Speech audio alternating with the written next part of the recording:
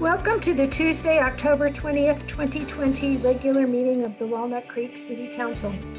This meeting is being held in accordance with the Brown Act as currently in effect under the State Emergency Services Act, the Governor's Emergency Declaration related to COVID-19, and the Governor's Executive Order N-29-20 issued on March 17th, 2020 that allows attendance by members of the City Council, city staff, and the public to participate and conduct the meeting by video conference. Video conference locations are not open to the public.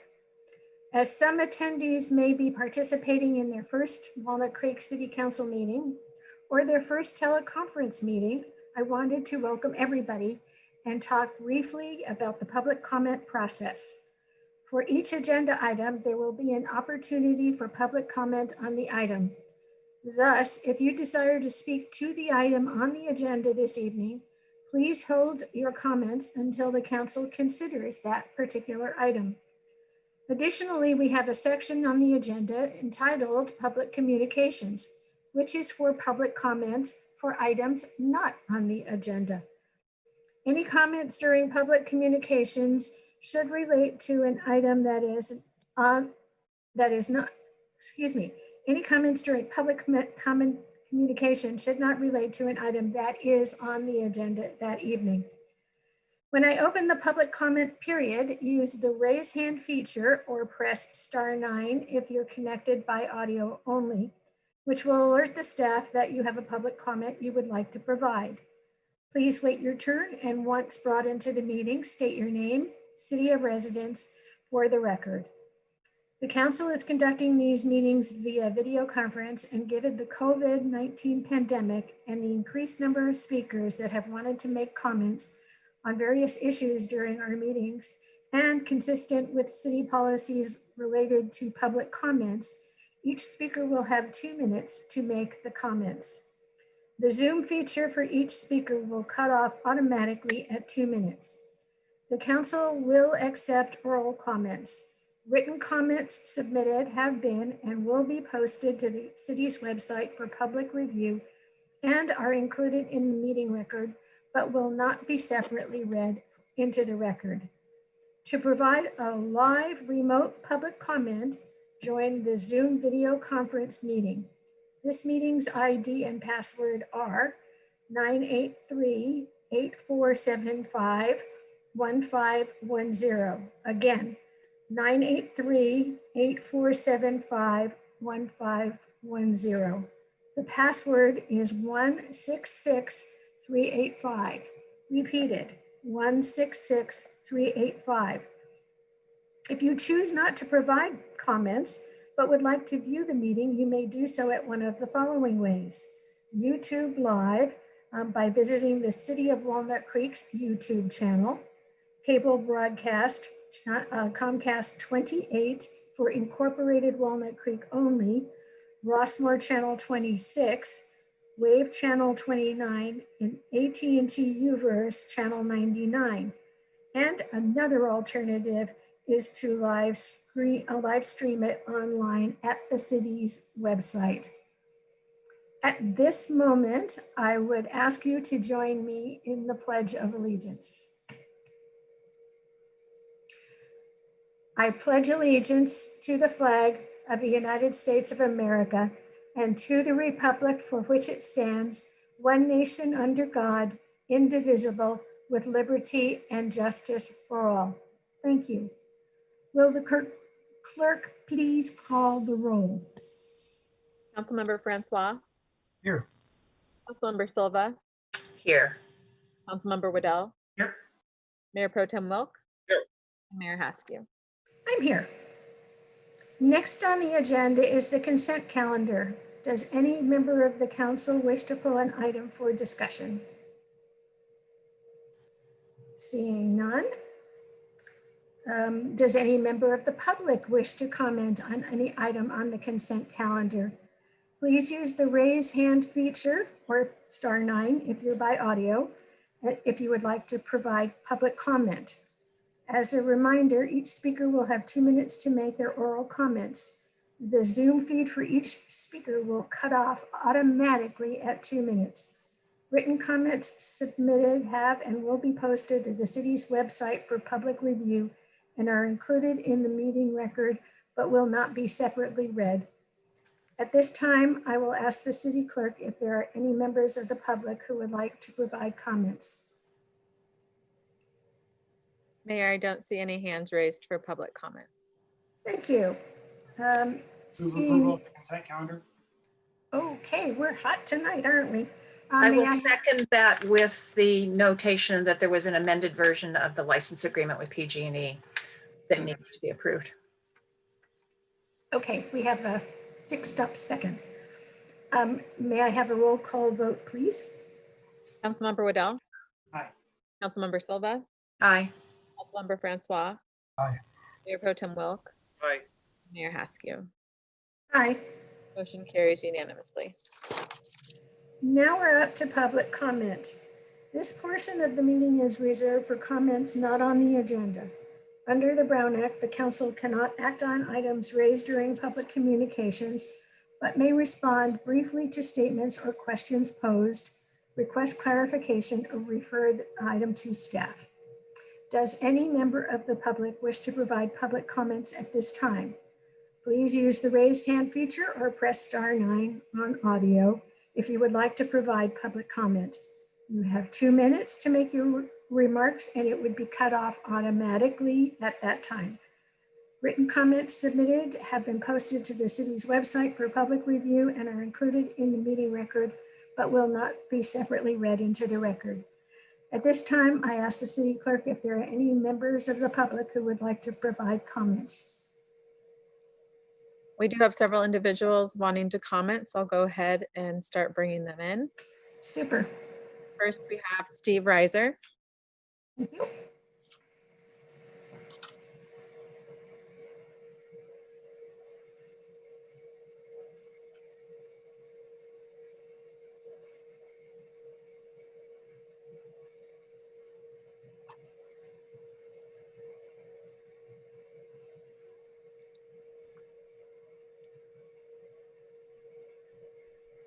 Can you guys see me or hear me? All right, here we go. So good evening. I'm Steve Reiser. I'm a resident of downtown Walnut Creek, and it's good to see you all. I'm here as a member of the Walnut Creek Homeless Task Force. On behalf of the task force, I'm here to announce an upcoming virtual event called the Forum on Homelessness in Walnut Creek. It'll be the third in a series of informational forums on homelessness that's produced by the task force. The free forum is going to be held via Zoom on Tuesday, November 10th from 6:30 to 7:30. And will be moderated by our very own Donna Colombo. It's designed to give community members and business owners an opportunity to learn about the actions being taken in Walnut Creek and Contra Costa County to address homelessness. We have a great lineup of expert speakers and panelists from the city, county, and Trinity Center who will discuss facts about homelessness, causes of homelessness, problems experienced by the homeless and the community, and possible paths and solutions to issues that result from homelessness in our neighborhoods. They'll also discuss the current challenges faced by the homeless and homeless service workers during this healthcare crisis we're going through. During Q&A, panelists will take questions from virtual attendees through a Q&A moderator who will monitor emailed questions.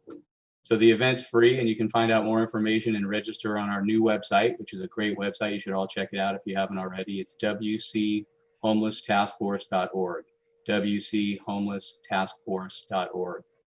So we'd like to thank the entire City Council for your service and especially for your support in our efforts in making a difference in the lives of the homeless community. And with that, I yield my time.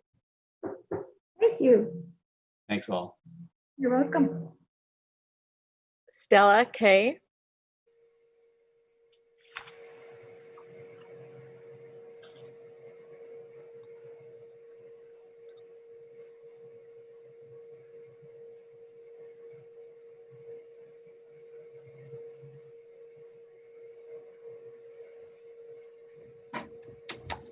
Hi, everyone. Oh, First, would good you evening. pronounce your last name for us, please? Yes, my name is Stella Kandanijakos. I've been a resident of Walnut Creek for a little over 20 years. I live in, I'm not going to say that publicly, but I am a Walnut Creek resident. And I want to thank you guys for your time today and for your service. I have been just impressed my entire time living here in Walnut Creek how well our city is run. I am coming here for public comment, I think, for the first time ever because of an incident that I learned about not too long ago on the news about armed guards at the Planned Parenthood site in Walnut Creek attacking counter-protesters. And the reason why I'm here tonight is I want to raise a concern that I have as a citizen for to ensure that everybody has the right to peacefully demonstrate, and the concern that anyone bringing armed guards to any type of protest adds a level of risk and concern that things aren't going to be peaceful anymore, as we've seen. We have seen concerns about people having access to their medical care for various protests, whether it's John Muir Emergency, whether it's Planned Parenthood. And I am here to ask the council to consider what measures we can take as a city to, number one, ensure that everybody has the right to peacefully protest, to discourage the hiring of armed guards at any medical facility, and to ask us all to think about how our city would look and how our peacefulness of our city would. I think we got the point, and thank you very much for your comments. Joe, Next, Joe Spina.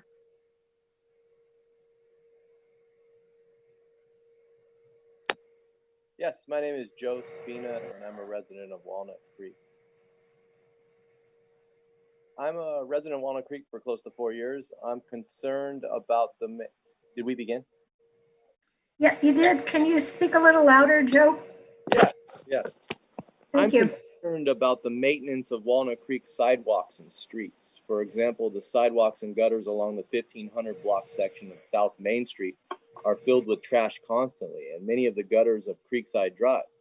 During the entire time I've lived in Walnut Creek, this area has been highly polluted. The South Main Street section of sidewalk runs parallel to Quail Court Office Park and San Ramon Creek. And the polluted sections of sidewalk begin at Quail Court, and stretch all the way to Panco's Pizza. City workers must maintain this area as it is highly dangerous and polluted. For instance, the sidewalks are continuously covered in many places with car window glass from broken car windows, plastic and glass bottles and containers, paper and cardboard trash, discarded signage from past construction signs, and many pieces of metal, paper, and plastic. The gutters of Creekside Drive are filled with papers, plastic masks, and organic debris like leaves. This issue must be addressed as it casts a sore mark upon Walnut Creek. Many people use these sidewalks to walk, bicycle, run, jog, and stroll. And if I sound overly alarmed by this, it's because I walk this route almost daily and many times with my daughter. Also, the trashed area is also directly across from the Welcome to Walnut Creek sign that stands on the island in the middle of North Main Street, or South Main Street. I call upon the mayor, city council members, and works departments to look into this issue. This section must be kept in clean standing on a scheduled basis. Residents of South Main Street area deserve clean streets and sidewalks. Thank you. Thank you. Grant Anderson.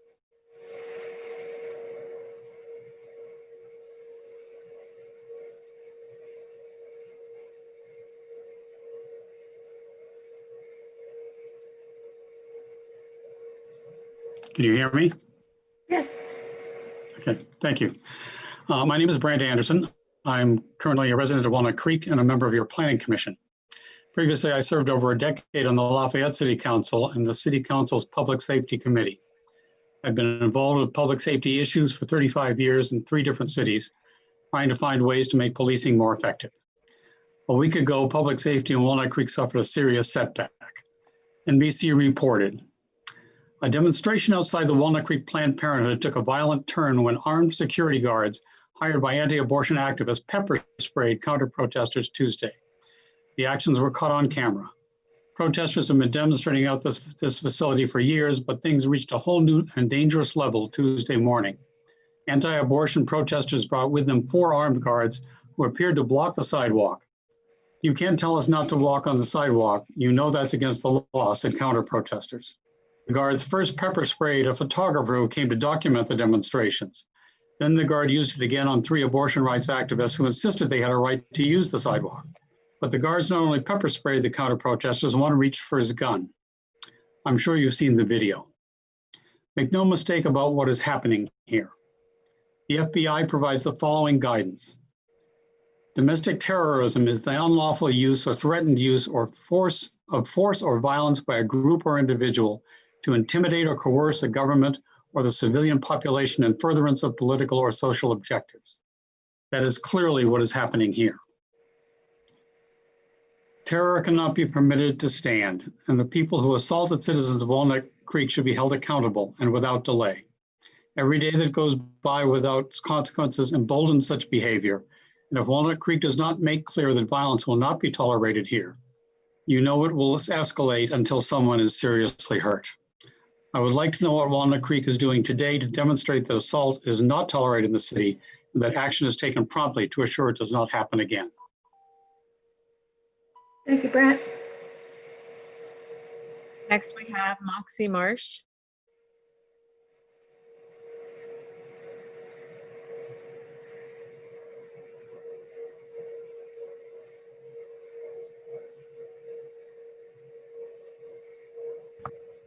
Hello, can you hear me all right?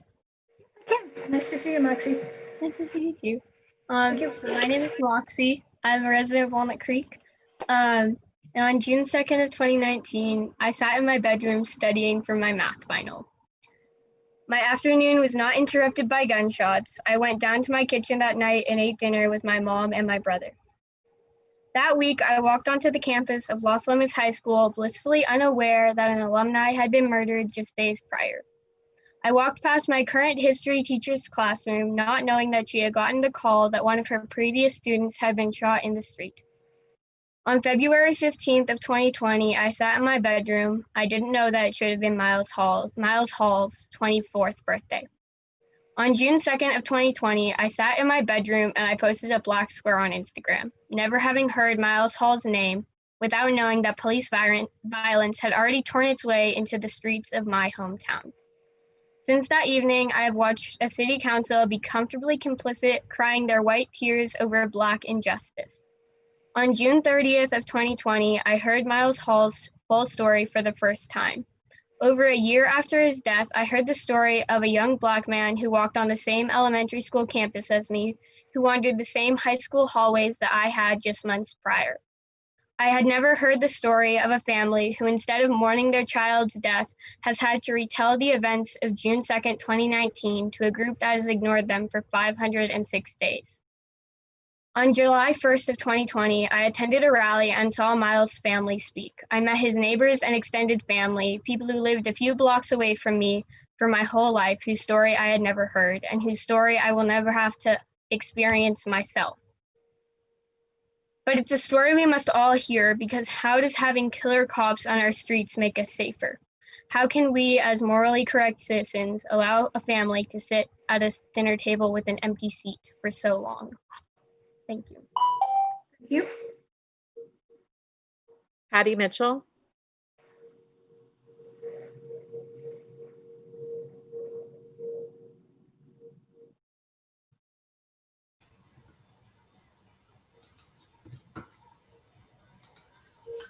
Hello, my name is Patty Mitchell. I'm a homeowner in Larky Park. My comments tonight are on 2 recent public communications. I would like to say that the statement issued when the city settled the civil rights lawsuit with the Hall family was skewed, laden with words that both stigmatized and criminalized Miles Hall, and by extension, others who are mentally ill. The settlement was a no-fault settlement, as I understand it, with the city not needing to accept any blame or responsibility. But was it necessary to demonize Miles and paint an inaccurate picture of him and what happened that day when you informed the public about the end of the lawsuit? As I understand it, the reason the hall settled was to avoid having a long drawn out court battle and further be traumatized by the city's continued justifications and lack of transparency. Again, I failed to see how the city's statement helped the community find a way forward together to prevent another instance where a family calls for help to get care and ends up with a loved one killed. The second comment is about the Walnut Creek PD's post on Facebook claiming that those who bring them donuts for doing their jobs are not the loudest voices in the community, but are the clear majority. And further, when given feedback about this language being divisive and perhaps inaccurate, the PD's response was, well, why don't you unfollow our page? Or the equally snarky, thanks, we're good. How does this happen? I've managed public communications and done community building for over 20 years professionally, and I've never seen something so unprofessional and clearly inflammatory from a public agency or an organization. In the past, I've expressed to the council that the city's communications and notifications are often not timely, accurate, or sufficiently informative. I've also expressed concerns about how some city staff appear to be dismissive of or put off by residents who bring things to their attention. My expectation is that the council and the city manager will address these concerns in a way that hold people responsible for city communications. Thank you. Thank you, Patty. Pete Bennett.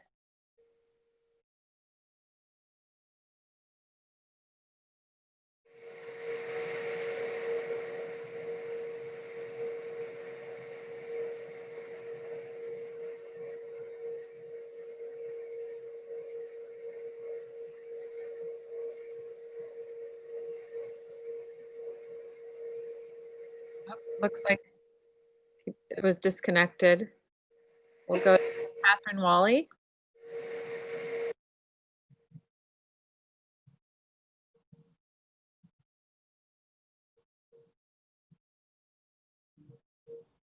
Okay, am I muted? Nope, you're doing fine. Great, thank you. Good evening, council members, and to all those in attendance this evening. My name is Catherine Wally, and I'm a resident of Walnut Creek. I would like the council to request that the council be fully transparent with the community and accountable in how the funds are being or will be budgeted towards a listening session or listening sessions, plural, implicit bias training, and the 24/7 non-police pilot response program. Additionally, I've been made aware that the council has not responded to folks' asked concerns regarding the city's stigmatizing and factually skewed public settlement statement and divisive social media posts from the police department. These actions continue to stigmatize those with mental illness and do create a false narrative among those unfamiliar with the case that an armed police response is appropriate for mental health crisis response needs. This skewed narrative will make it more difficult to gain community and county-wide support necessary to truly get this pilot program off the ground. The city and the WCPD have a huge platform and a great deal of power, so the narrative that they create will shape the wider community's perspective. I personally have been reaching out to individuals in other cities in our county so that they can ask their respective city councils to join the effort in creating a Miles Hall pilot program. I am concerned that these public statements on the part of the city, as well as the WCPD, will discourage some of these individuals from mobilizing in their own cities, as well as signaling to other neighboring city councils that Walnut Creek is not truly on board with a non-police response. At these Walnut Creek City Council meetings, we've been repeatedly informed that this needs to be a countywide partnership. I urge the council to reflect on how the recent public statements of the city and the police department, as well as the lack of response to the council to folks asked for concerns, erect real barriers in our effort to bring other city councils and community members from neighboring cities on board with the Miles Hall pilot program. Thank you again for your time and have a great evening. Thank you. We're going to try bringing Pete Bennett back in. Thank you.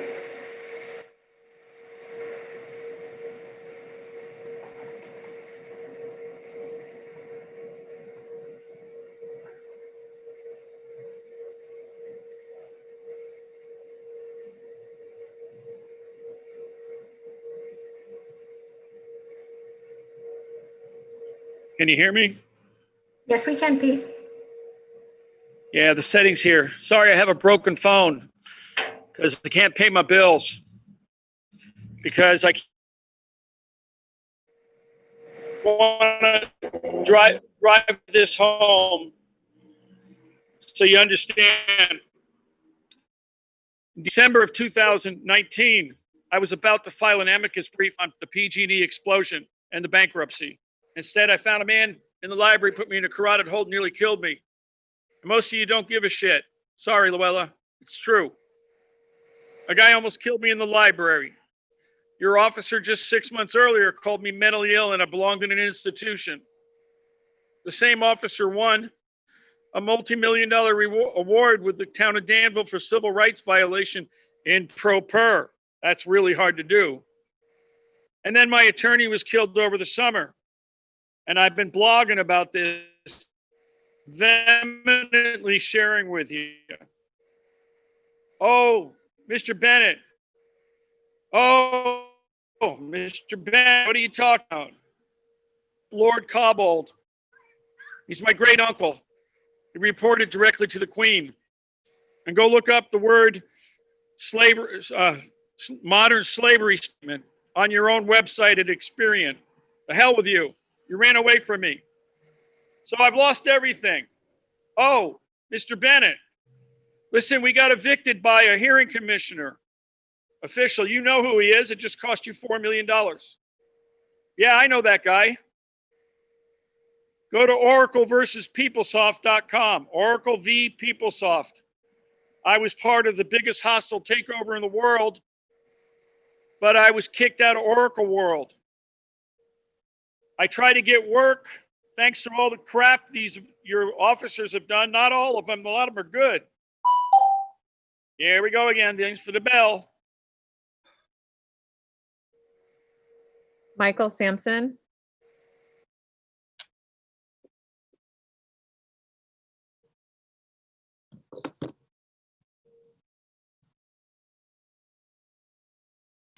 Good evening. Hello, good to see you all. My name is Michael Sampson. I'm a resident of downtown Walnut Creek, and I also happen to be a candidate for city council for Walnut Creek this year. I want to speak directly to the public if possible, and just list off some ways that I think it's important that we understand that the members of our current city council are kind of not with the times and a little thick-headed. So first, in response to the June 1st protest, which erupted in police violence, there were many calls to make some reforms to how we do things, including banning tear gas, banning rubber bullets. Never was even put on the table, never even considered, despite the fact that dozens of people raised their voices in support of these initiatives in testimony that lasted for hours.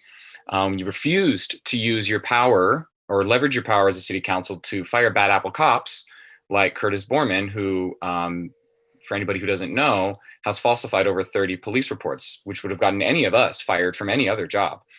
You refused to support a resolution to bar local law enforcement from collaborating with deportation police. This is something I learned recently. Such a simple thing to do, such a morally correct thing to do, and you wouldn't even agree to do that. Refused to even suggest at all that the use of police violent force on June 1st was unjustified at all, just completely sided with the police, again, ignoring hours of testimony from the community, and refused to even consider defunding the police, instead increasing their budget by $1.3 million compared to last year, at the same time as you make major cuts in other departments and fire a lot of other people in other departments. So I just want the people who are watching this and the residents of Walnut Creek to know and understand that the current city council is, including Kevin Wilk, is very right-wing and very passive when it comes to big issues. So tonight you have an opportunity to speak out against Planned Parenthood. I would ask you to do so. And Thank you.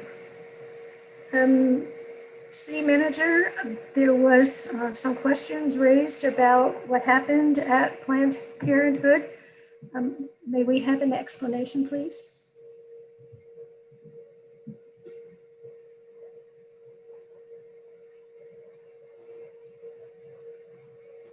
I believe Captain Hill is signing on here, being let in. Was there any other public Yeah, comment? there is what, I'm sorry. I thought it was done, but one more person signed up. After this person, public comment is closed. Okay, we have town hall. Mayor, if I may, before Ton starts, another speaker raised their hand just while you were making your comments. I'd recommend you take the two. I'd be happy to. It is now closed after Mara Flynn Rothman and Town Hall.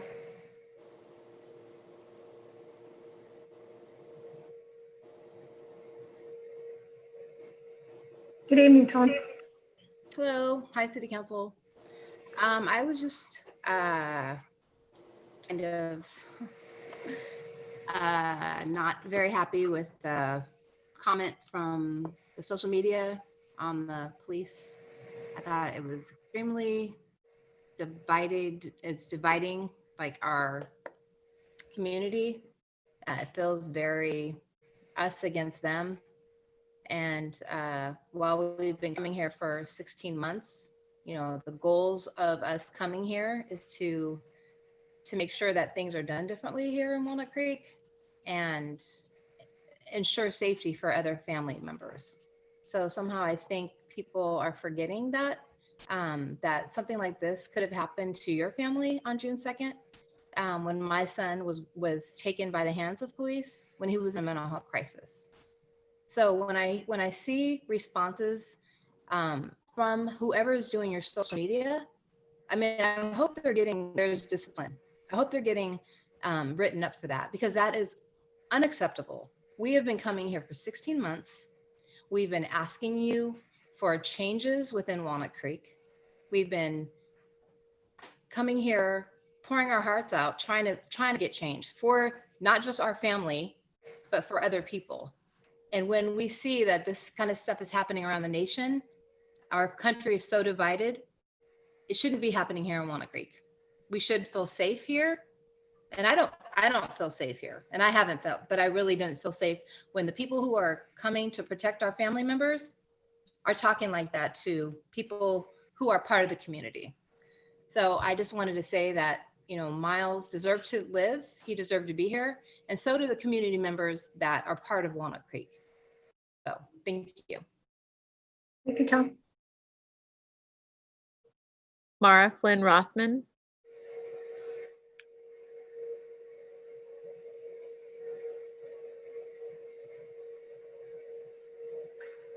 I'm sorry, Melissa, we're not going to take your comment. We have already closed public comment. Hi there. Thank you for taking my call. So I'm calling once again, and I plan on calling at every meeting until something happens, because so far I haven't seen anything happen in response to the shooting of Miles Hall.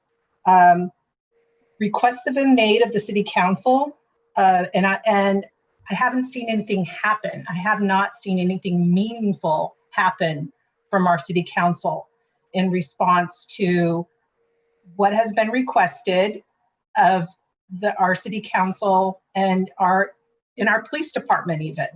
I would like us to have meaningful community input in the hiring of the Walnut Creek new police chief.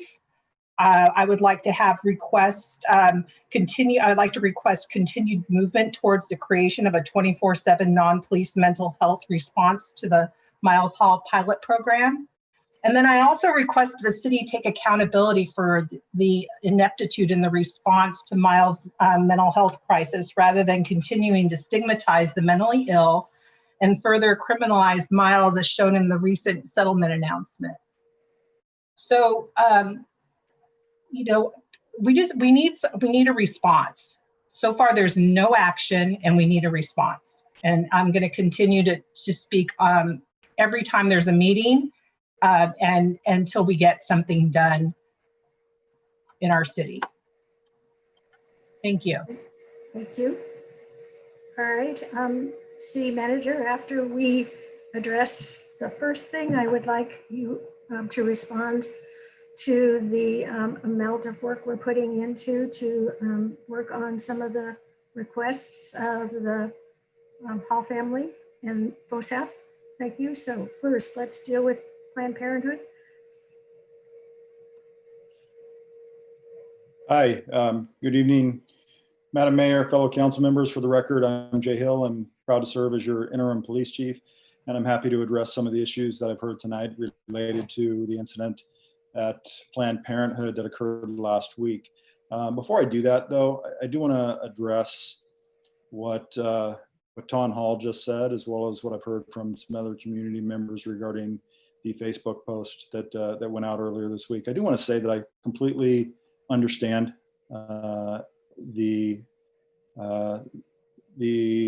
anger and disappointment from many members of our community related to that post. I agree. The tone of that post was absolutely not reflective of who we are as a police department, nor who we want to be. It was unprofessional. We are here to serve the entire community, regardless of how they may feel about us. So I agree it was somewhat divisive, and I hear you, and I have addressed it, and I'll leave it at that. In regard to Planned Parenthood, I've heard a lot of comment, not only tonight, but throughout the entire last week. A lot of emails have come in, a lot of emails to the city council and to the mayor that have been forwarded to me, a lot of comments on Facebook, and a lot of questions have come up about our response and what we're doing and what actually took place out there at Planned Parenthood last Tuesday. So I want to answer a couple of questions there. First of all, there's been many questions related to security guards, what they're allowed to do, what they're not allowed to do, why they're there, and that sort of thing. So first of all, I want to make clear that the security guards that were out there were not employed by Walnut Creek PD. They are not employed by any law enforcement agency. They are private security guards, and they were hired by one of the protest groups that was out there that day. There's nothing illegal about that. Anybody who has the ability and the money to hire private security, you're allowed to do so. There's nothing against the law about it. There's nothing that we as a police department can do about it other than to discourage it. And we do discourage it. I don't think it's a great idea to hire armed private security at a protest. Just don't think it's a good idea. So we can discourage that, and we are discouraging that for the future. But as far as what occurred out there last Tuesday, we can't undo that, but they did hire private security. In terms of are they allowed to carry guns, I've heard that question. Private security is, some of them are authorized to carry weapons if they are licensed to do so. Not all security guards are licensed to carry in an open carry capacity. And in order to do that, you have to be licensed and permitted to do that.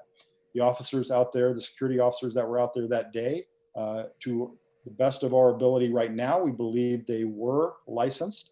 Maybe one of their licenses had expired. We're looking into that right now. This investigation is still underway by our investigations bureau. We're looking into the licenses of all the security guards that were out there and whether or not they were actively permitted to be carrying guns. That's part of the investigation that is currently underway. I've heard questions about pepper spray and whether or not they're authorized to use pepper spray and under what circumstances. Pepper spray is authorized to be used by anybody for self-defense. And on the day in question, the security guards claimed to have used it in self-defense, that they felt threatened by the group of protesters that were approaching them, getting too close to them. And the use of pepper spray on that day was claimed to have been a use of self-defense. Again, this investigation is open. We're looking into videos.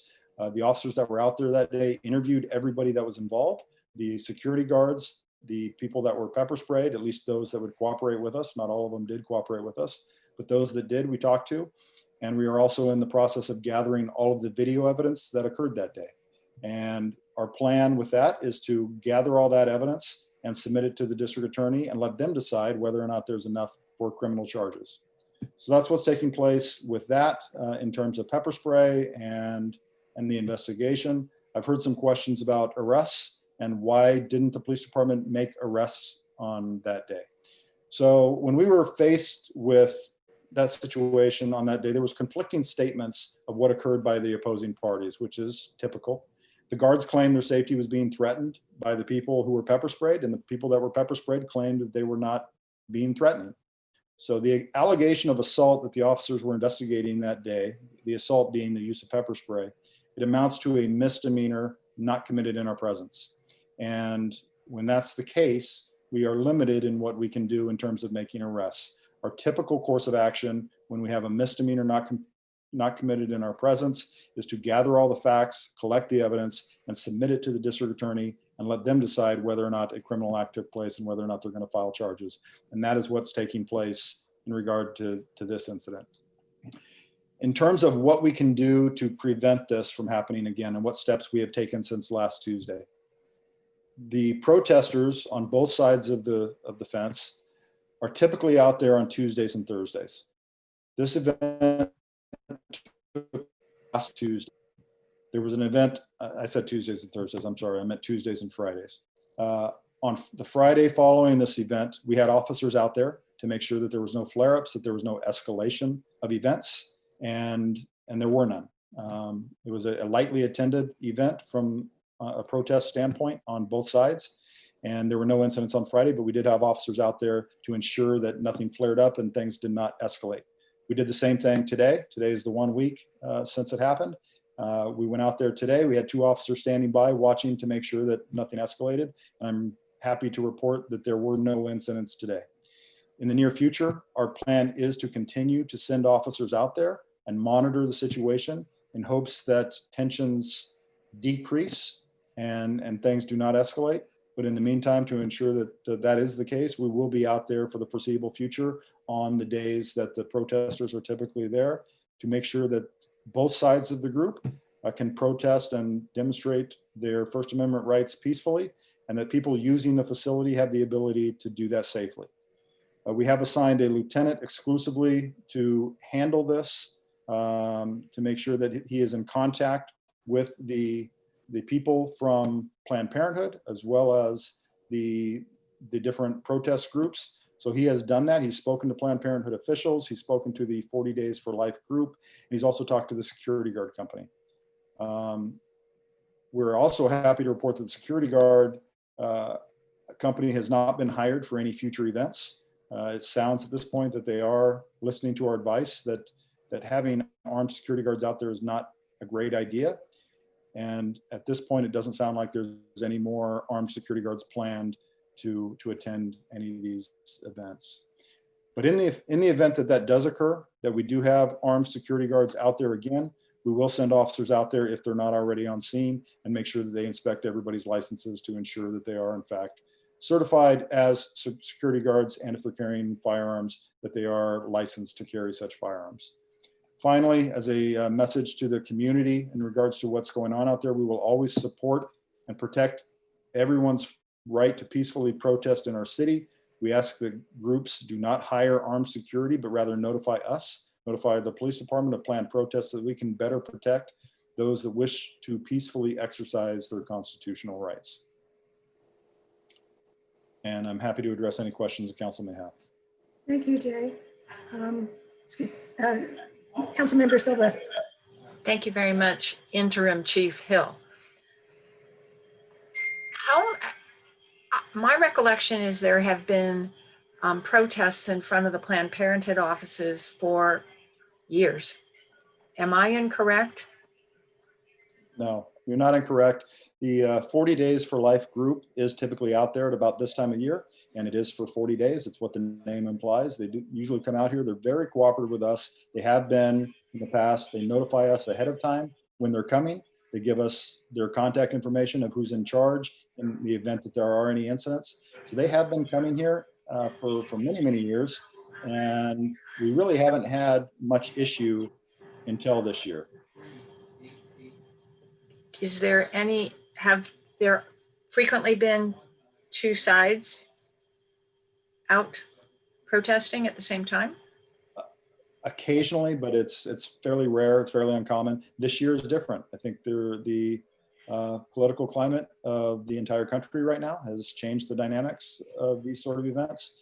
I think because of what we're seeing with the Supreme Court nomination, I think that is probably causing people to get out there and be more proactive and more active in the community. I think that is a cause for why we're seeing the opposing groups out there this year. And there was one speaker who mentioned the use of the sidewalk. Can you, or maybe the city attorney, elaborate on what's allowed on sidewalks and et cetera. Sure, I'll be happy to do that. And the city attorney, if I miss anything, can chime in. People are not allowed to block the sidewalk to prevent the free passage of others from using the sidewalk. That is prohibited. We have not had any instances of that actually occurring. The protesters are on the sidewalk, but being there and taking up space on the sidewalk is not the violation. The violation occurs when somebody is trying to use the sidewalk and can't get by and has to go out into the street to get around. We have not had any reports of that at this point. If that were the case, then that would be a violation of the law. Give us some authority to certainly ask for compliance and potentially cite people, but we have not had an incident of that occurring this year or in years past. I also heard, the grapevine is notoriously incorrect, but I also heard that it took an extraordinary amount of time for Walnut Creek PD to get to the incident. How much did somebody call right away, or was there a delay, or were we delayed? So there was a delay on this particular incident, and there was a 911 call that came in that reported that there was opposing factions of protesters out there and that somebody had been pepper sprayed. The information that we got was that the parties had since dispersed or had separated, and there was no active, what we call a disturbance at that time.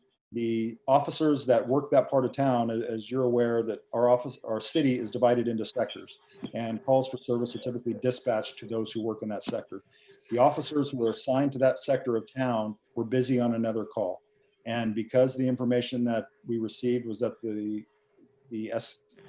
disturbance was not active and the parties had separated, there was a judgment call made to delay and wait for that officer to become available, primarily because the officers who work that part of town are very familiar with the disturbances that go on there. This particular officer had been called to Planned Parenthood on many occasions, knew the players involved, and was very familiar with the situation. And the supervisor made the judgment call to hold it and wait until the officer was available to respond.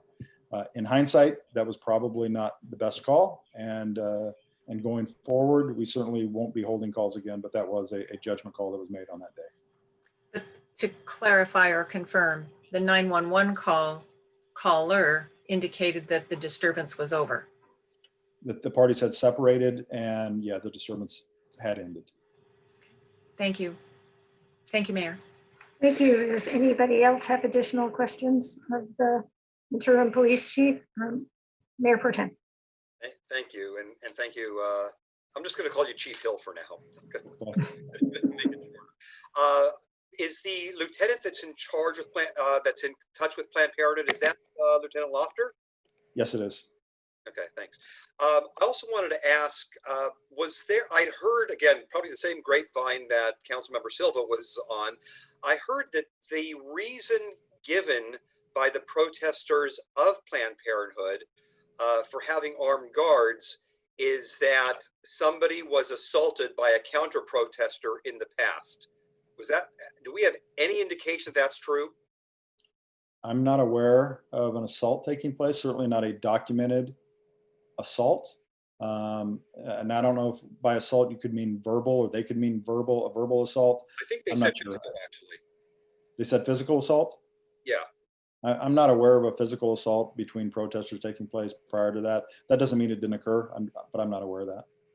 Okay, all right, that would be good to debunk if that's the case.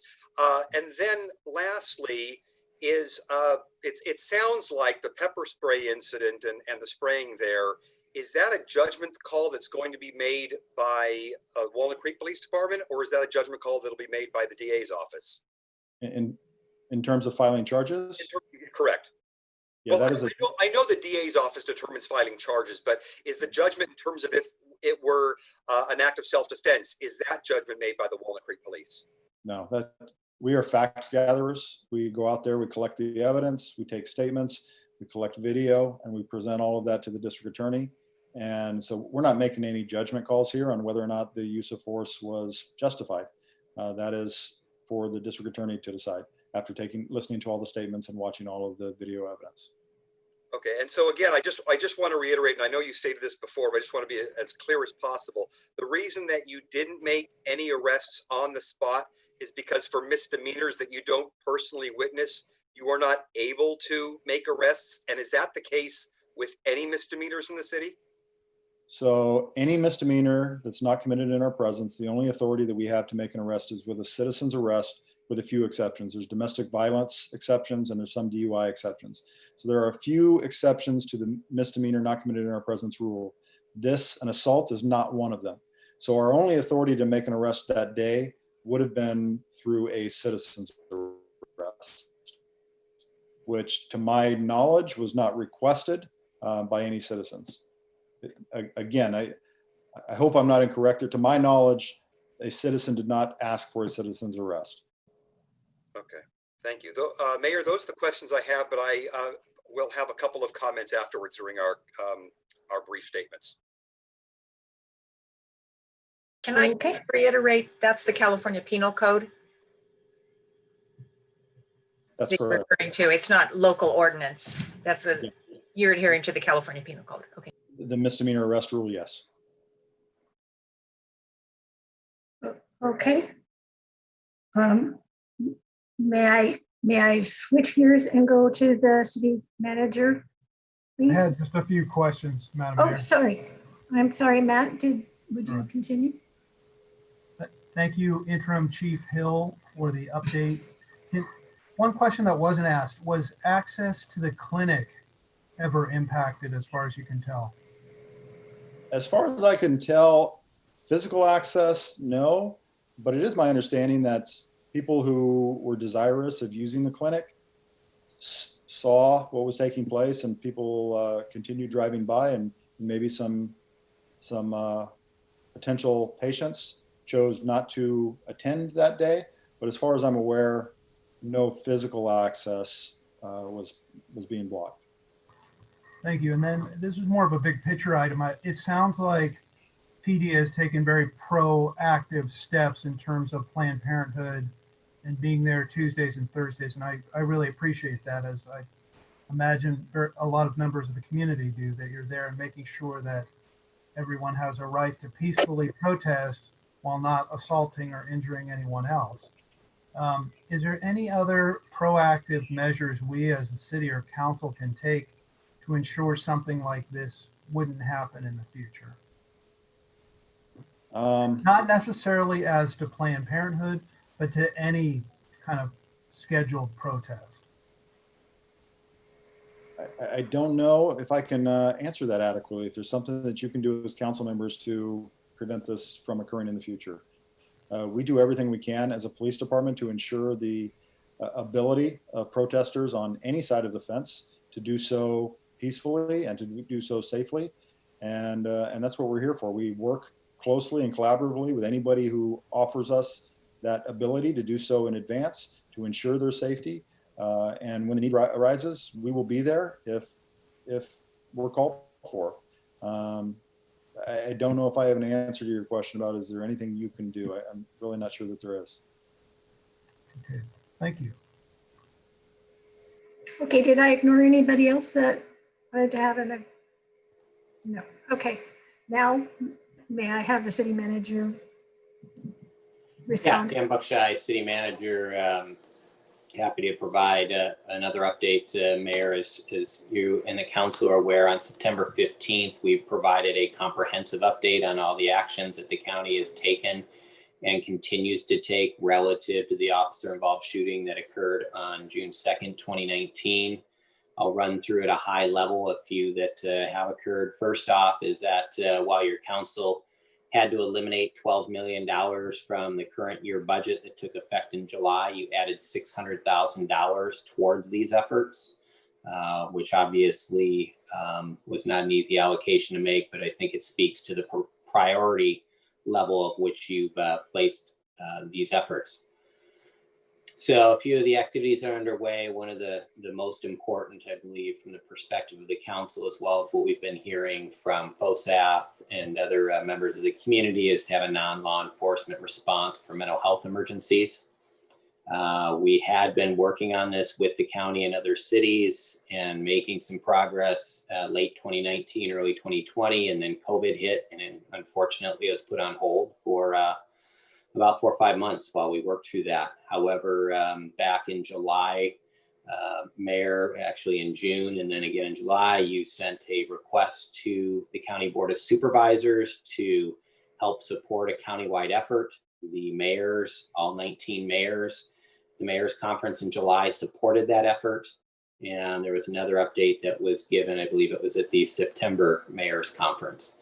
The direction from the Mayor's Conference was to create a working group between the county and the city managers, of which I am one of the active members.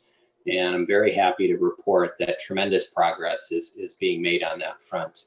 The county applied for and received a $315,000 grant from a hospital foundation in which to lead the planning effort and outreach and program formulation.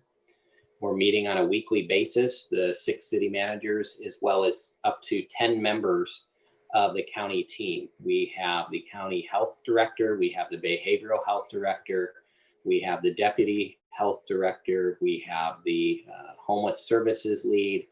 There's a project manager, data analysts, and process improvement specialists that all have been dedicated to this effort. It's an extremely high priority. And I would just add that many of these folks are the same ones that are leading the county's effort to COVID, which, as we all know, is much more intense than that of even cities because they are leading up the public health response, those very same people. So this is amongst their highest priorities.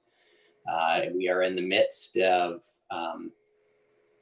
gathering data from multiple police departments and the sheriff's department cities so that ultimately a good assessment can be made of what's happening currently. So what does the data suggest?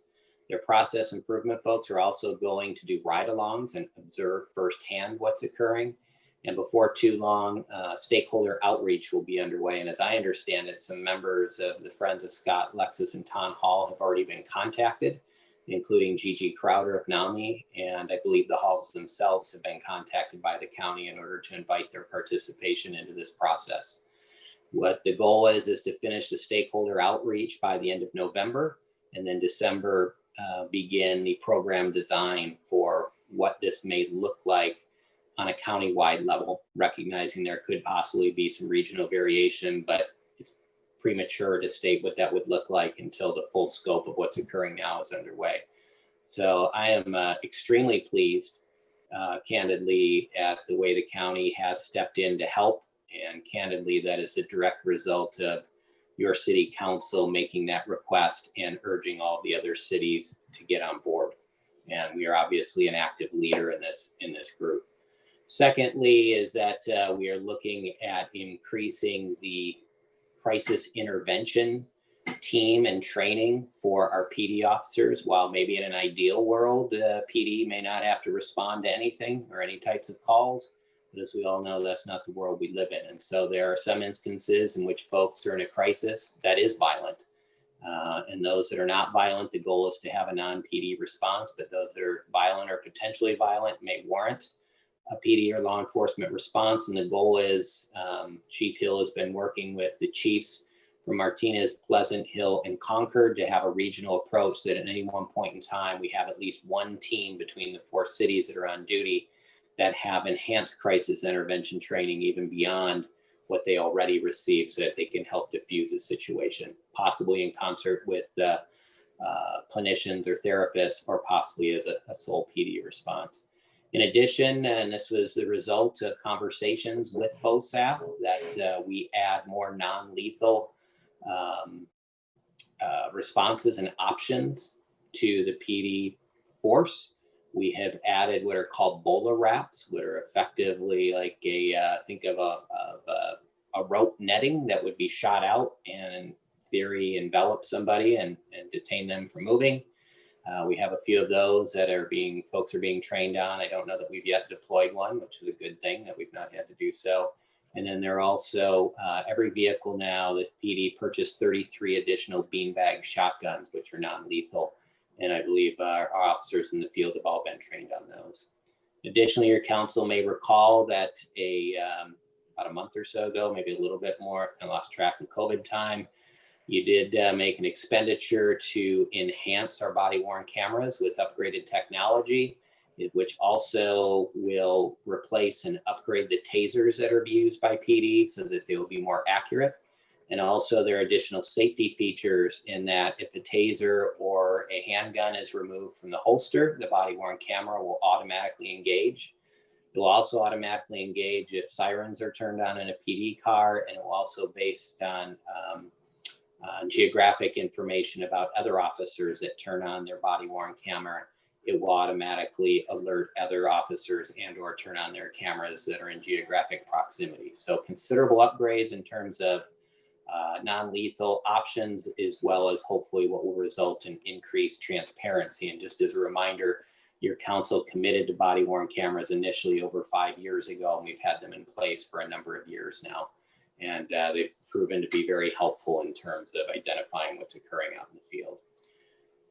We are in the midst, as your council is aware, there has been a comprehensive review of the 8 can't wait criteria and use of force, and we meet the vast majority of those. There are a couple, candidly, that our PD thinks that our practices are actually more advanced than the 8 can't wait because a few of them are outdated suggestions. Community listening sessions, which was a request by the FOSAF team. Again, that's the Friends of Scott, Alexis, and Town Hall. We have a couple of our staff members that worked with that team to create the community listening sessions that are underway currently. And more groups will be identified, and there will be a large report out towards the end of the year, and your council will receive an update either in January or February.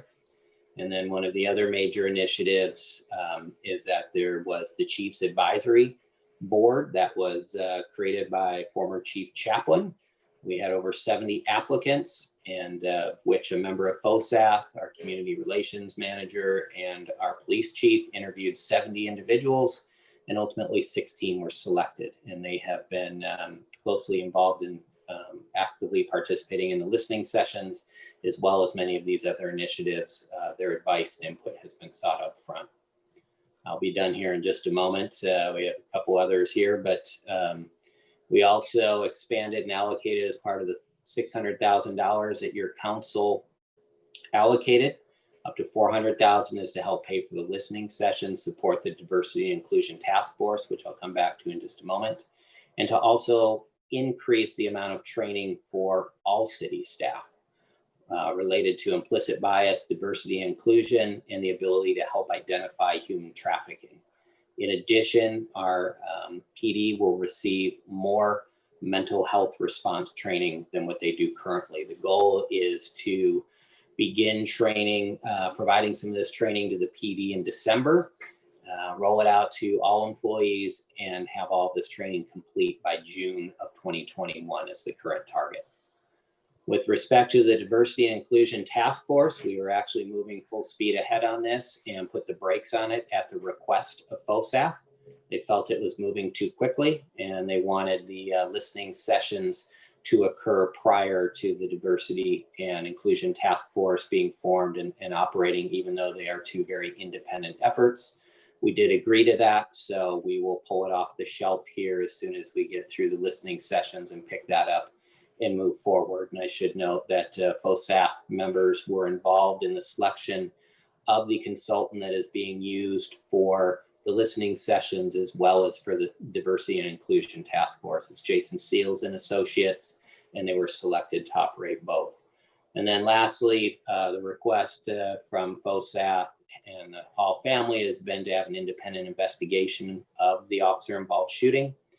As we've made very clear at the city, we do believe that the district attorney's review is independent. The district attorney is not part of the city, and they are independently she is independently elected by the voters, does not report to the board of supervisors, and reports only to the people.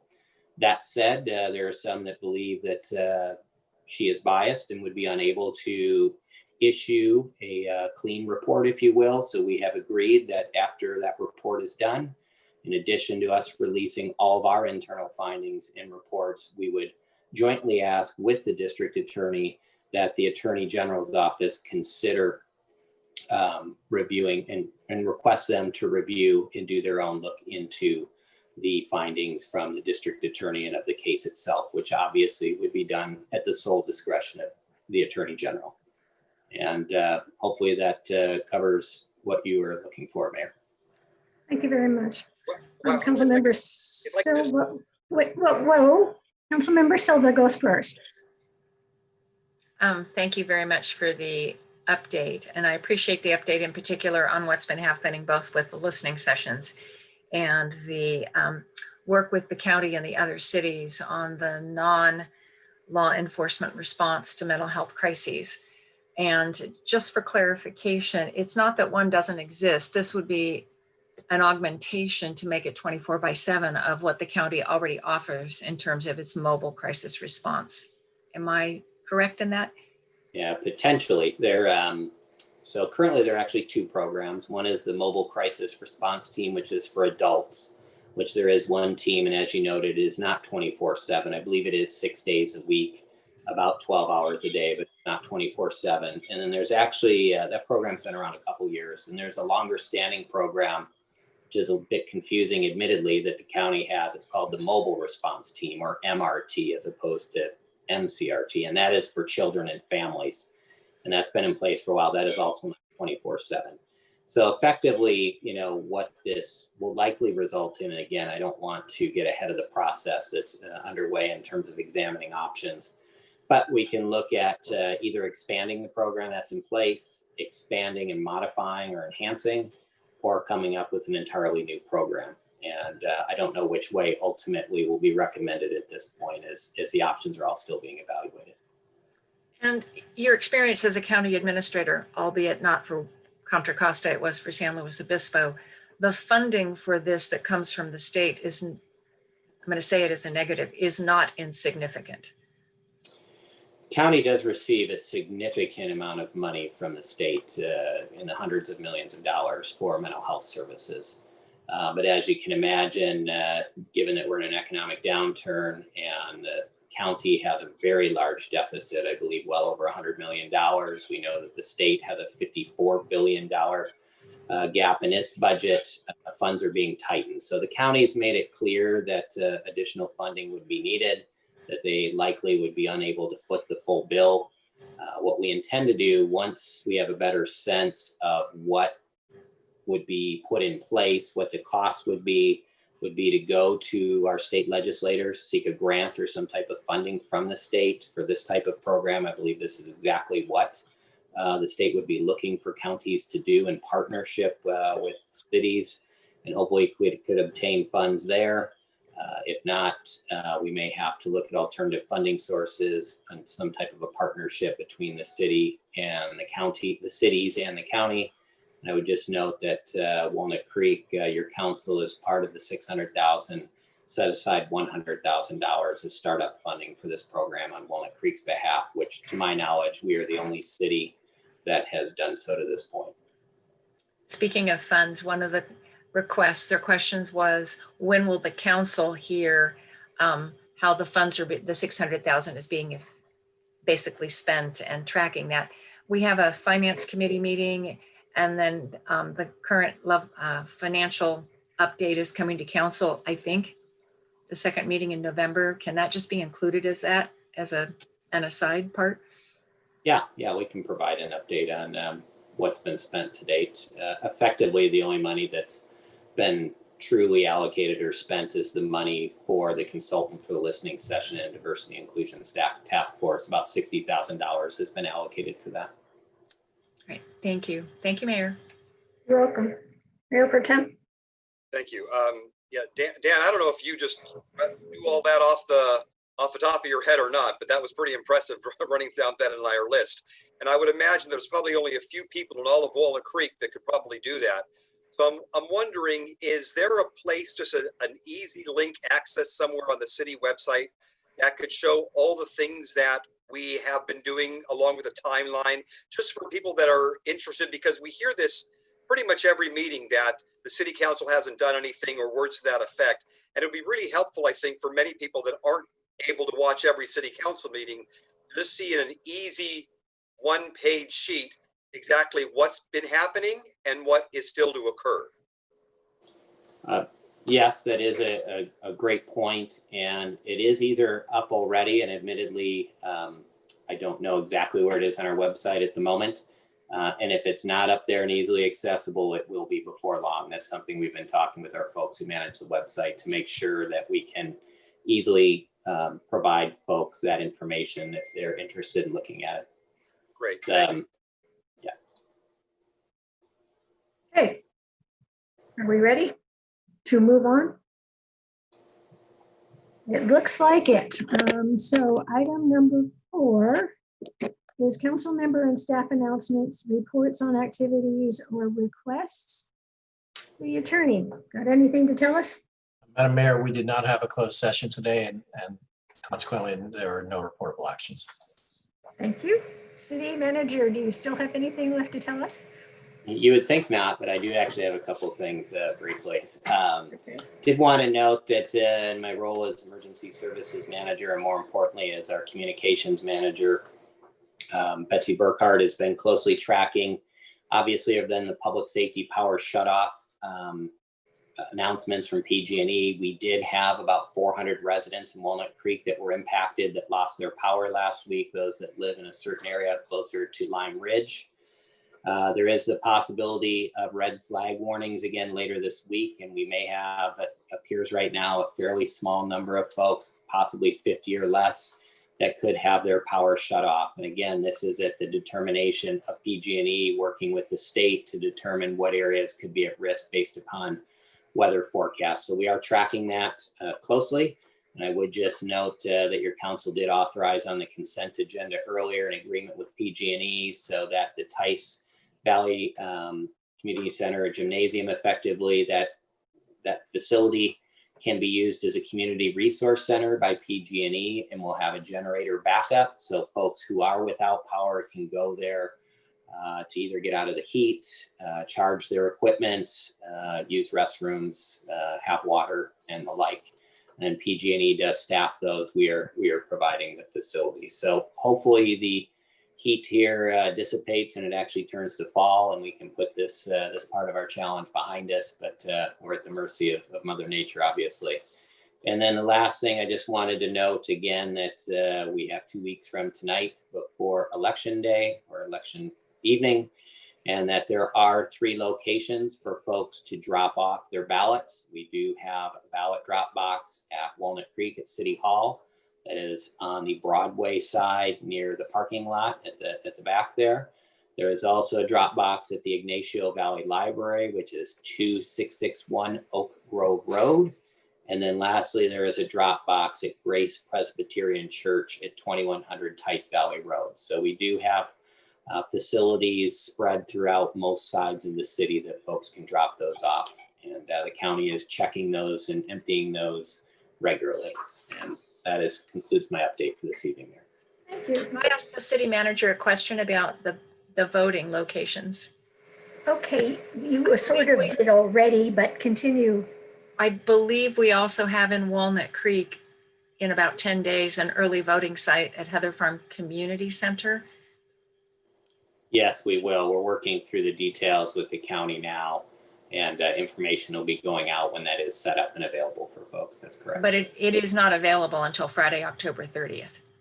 That's correct. And the clerk is nodding. Okay, thank you. All right. So let's go to council member reports. Council member Waddell. Nothing to report, Madam Mayor. Thank you. Council member Francois.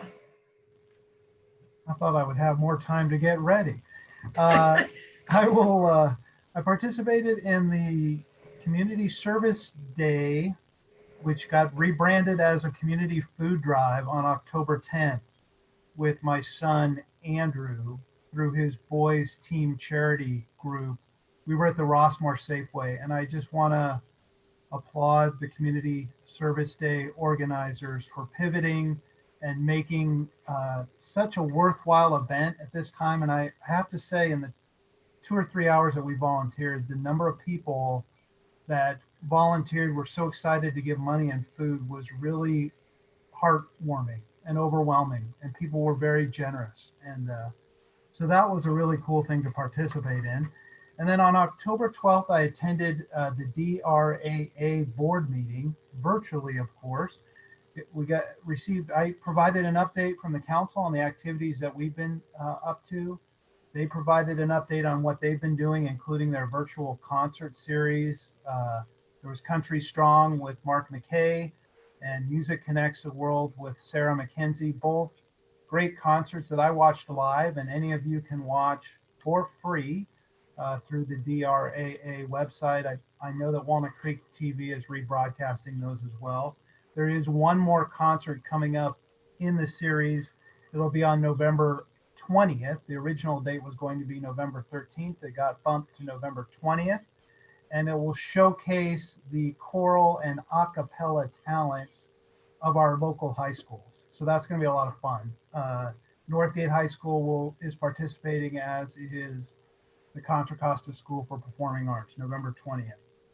The DRAA is also hosting a pumpkin patch and Halloween themed activities in the new Redney Plaza in front of the center, both the 24th and the 25th. You have to sign up, I believe, because they're wanting to make sure that they're complying with all the county health orders. So there may still be some spots left, but check it out. They have a lot of fun activities in store. And I also want to give a shout out to our recreation department, who also has a ton of Halloween activities and fun games and things in store. So go to the Arts and Rec department on our website, and you can see all the great things that our arts department is working on. Finally, there is a date for the On Broadway signature event, which will be October 2nd of 2021. And we have all decided that we will continue to celebrate the 30th anniversary of the Lesher Center, which is actually this year, next year, when we can celebrate in person. And that's my report, Madam Mayor. Thank you. Councilmember Silva. Thank you very much, Mayor. I'm going to start by saying, Kevin, thank you very much for raising the question of where can we find information on our public safety and equity initiatives. And in fact, it is on the city website because I found it. It's under the government tab. And so it's there and it'll be regularly updated. So it's fairly easy to find, and hopefully it will also be promoted on the homepage as well.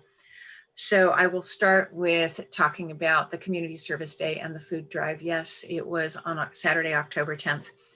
And because of the hard work of the community, we had people collecting contributions and food at 8 local grocery stores and at Rossmore. We had 20 community groups that were collecting food. We had 37 people that were in neighborhoods, and we had almost every neighborhood covered. And in the end, we collected 38,500 pounds of food, which is another way of saying 19 tons, which the best we ever did was 3 years ago when we collected 10,000 pounds. So this was monumental. I should show the pictures because food was lined up. Cars, there was a traffic jam of cars rolling into Heather Farm Community Center area to deliver the food that they'd collected in neighborhoods. We also collected $15,000 in cash contributions, which translates to 30,000 meals. So this is a tremendous outpouring of community support in a time of wildfires, COVID, and economic stress. And so thank you to all members of the community. And I would like to thank my council colleagues, Matt, for your work with your son up at Rossmore Safeway, Kevin, for your work at the Nob Hill grocery store, and Mayor for visiting every one of the sites that was around the community, as well as helping in that sea of food that was at Heather Farm. And it took 5 trucks to get, and those were not pickup trucks, they were box trucks. It took 5 box trucks to get everything back to the food bank. So thank you again. I would mention as liaison to Walnut Creek Downtown, I attended their board meeting a week ago, and they are very appreciative of the work we did at the last meeting to adopt an emergency ordinance to cap the delivery service fees. And they've talked about other things that are going on and the work they're trying to do. But I will mention that the level of uncertainty that they're feeling in terms of downtown businesses and the future is high.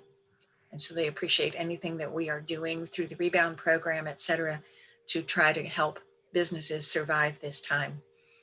Part of that, to try to get people to come downtown, is the arts programs. And I'll mention that I was out walking this morning with a friend, and the murals in the Duncan Arcade are in progress. It looks like 2 of them are done. We saw an artist painting the 3rd, and therefore there are 2 pallets out of 5 that still remain. These are very large walls that line the Duncan Arcade. The Duncan Arcade is directly across the street from the Fountainhead and the Bank of America on Main Street at Duncan. And if you find the barber pole, just walk in the passageway and you will be able to experience these great pieces of art that are happening and be able to talk to the artists because they're a work in progress. As the council may remember, I was the council liaison to the county for the census. The 2020 census concluded as of last Thursday, October 15th. I'm sure everyone was very concerned that everyone didn't get counted, but it looks like we achieved in Walnut Creek an 81.2% response rate just for self-responses. And then it looks like we got to 99.9 because enumerators did get into the other neighborhoods. And I want to congratulate the mayor pro tem because his neighborhood was the top self-response rate neighborhood at 91.6%. And all of that data is available at 2020census.org, which is the US Department of Census website. The League of California Cities annual conference was just about 2 weeks ago. A lot happened. The mayor pro tem represented us during the General Assembly. I will let him report on that. But I will mention that I attended 2 sessions on police reform, social justice, and the National League of Cities real presentation, which was really good to be able to see it a second time. That is about race and equity, and really about one of the highlights to me is really beginning to understand the difference between individual racism, structural racism, and systemic racism. And I think our diversity and inclusion task force will really be looking at the structural racism starting within the city as well. But I know nonprofit organizations are beginning to talk about it as well. And so hopefully we'll be able to think about that. The league is sponsoring a webinar next Monday, which I will forward the email that I received on that. It is called Trauma-Informed Response to Protests. And it is really in anticipation of, unfortunately, protests that might occur following the November 3rd election. And it's really to focus on how we can help support our communities in a time of protests and crisis, because this could be quite stressful. And finally, I will mention that I did attend and participate in the ABAG Executive Board meeting last Thursday evening, where they were receiving input on the housing methodology for the next 8-year RENA cycle. And the ABAG Executive Board, which is 36 elected members across the 9 counties representing cities and the 9 counties of the Bay Area, did vote 26-10 to move it forward. It has some interesting concerns in it, but I will point out that Walnut Creek is slated to jump from 2,235 housing units, which is what we are required to accommodate during this 2015-2023 RENA cycle. It is going to bump our number to 5,730, which is a 256% increase. Yes, with my handy dandy calculator, I did that tonight. Fortunately, 2 downtown specific plans will help set the framework of moving forward, but there are only some cities that are getting these increased numbers. It was not uniform across Contra Costa, but our Contra Costa cities were uniform in saying it wasn't right that these 6 cities, which is La Miranda, Walnut Creek, Danville, and San Ramon, were taking all of the burden, that all of the cities wanted to be able to take the burden and share it, but also they wanted Santa Clara County and San Mateo County to take more of the share, since that's where the jobs are. What will happen going forward is that this will be socialized Bay Area wide, the methodology, and then come back. But we have opportunity to comment and protest, and perhaps protest all the way to the Housing and Community Development Department of the state in the winter and summer months of 2021. So we need to think about what we want to do there and how we point out that if you put more jobs in the East Bay and the North Bay, which is what they are doing, or more housing, if they're further from the jobs, it means more vehicle miles traveled, an increase in greenhouse gas emissions, not a reduction in greenhouse gas emissions, and basically a reduction in overall quality of life across the Bay Area. And thank you very much, Mayor, for the opportunity to report. Welcome. Mayor Pro Tem, please. Thank you. Well, as Councilmember Silva said, I represented the city with the League of Cities for one of the issues that we were talking about, which was that social media needs to take responsibility and would be held liable if there is instigation that occurs that would encourage people to loot and commit crimes in cities, much as we saw, of course, that happened on May 31st of this year here. And so it was a robust discussion with a lot of people taking discussions of that. And as I recall, we actually didn't have a quorum that we were able to vote on, but we had a recommendation that this would then be able to move forward for a discussion with the entities for the league and the state. So that was it was interesting to hear, because most of the cities that wanted to support that had some kind of crime that had occurred in their city or next to them, and the cities that didn't want to support it hadn't experienced any kind of a looting event. So it was interesting to see when it happened in somebody's own backyard. I wanted to mention quickly about County Connection that ridership is down. It's down across all transit agencies, and that plans are beginning to form with other transit agencies, including BART, about reduction in service come July. If schools open, this could change plans, but community outreach will begin in a few months to determine the public's attitude about taking public transit during the current phase of the pandemic. Now, lastly, I did want to talk a little bit about the protests and counter protests that occurred at Planned Parenthood last week. And thank you, Chief Hill, for your synopsis of the events that surrounded that. As we saw, this did receive wide media coverage and was disturbing to many people. I personally received many emails and calls on this, including from Planned Parenthood.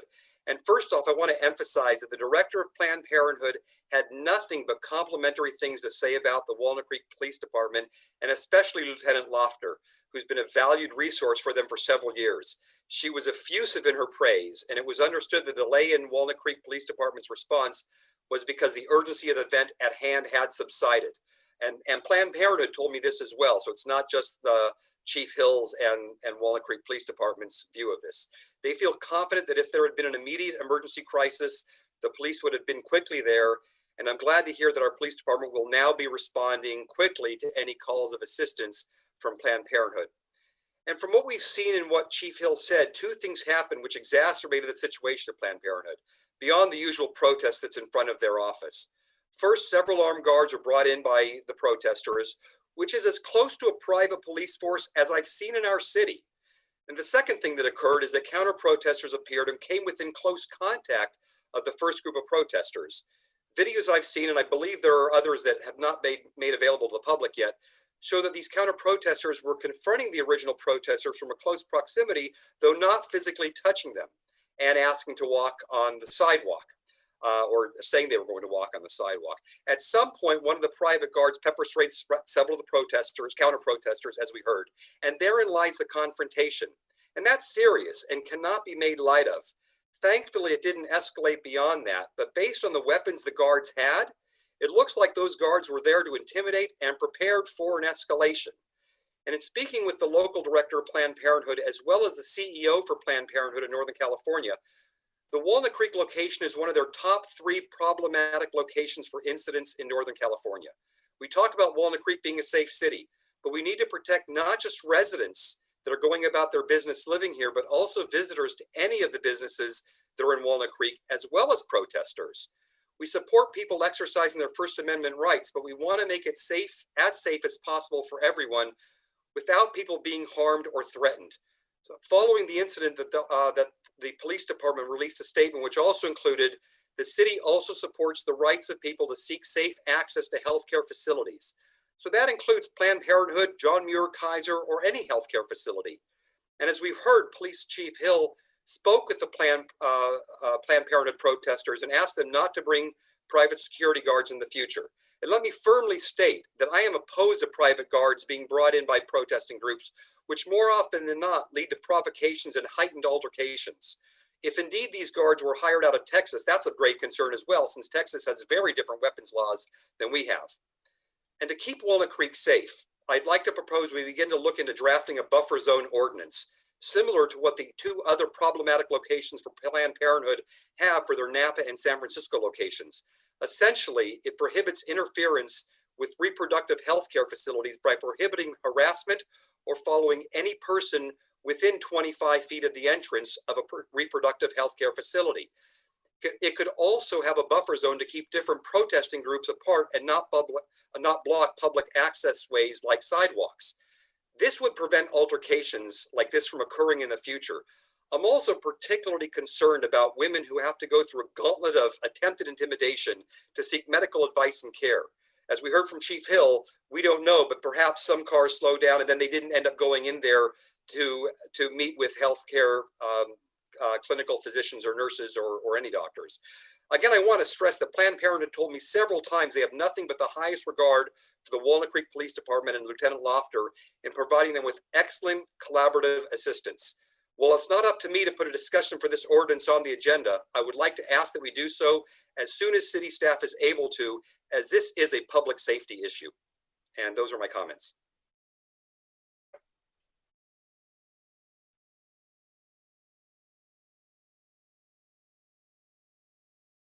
You're on mute, Mayor. Probably a good thing. So pretty much anything I say is an anticlimax, but here we go. My classes at the League of Cities focused on the pensions and the tsunamis and that are looking down at us and what can be done. And it inspired me to see if we can get more elected officials on the pension board, because they have been largely run by unions, and we need to get the people who have to pay for it, the representatives of the people who are paying for those pensions, to make sure that it's done, not to cheat anybody out of what they're entitled to, but to make sure that it's done responsibly, which sometimes I think I can say kind of fearfully, I don't think they did. And the other thing I studied was the ethics, in particular, what happened down south, and how that poor little city whose name begins with, I can't remember the name, Bell, yes, Bell. Oh, how clever.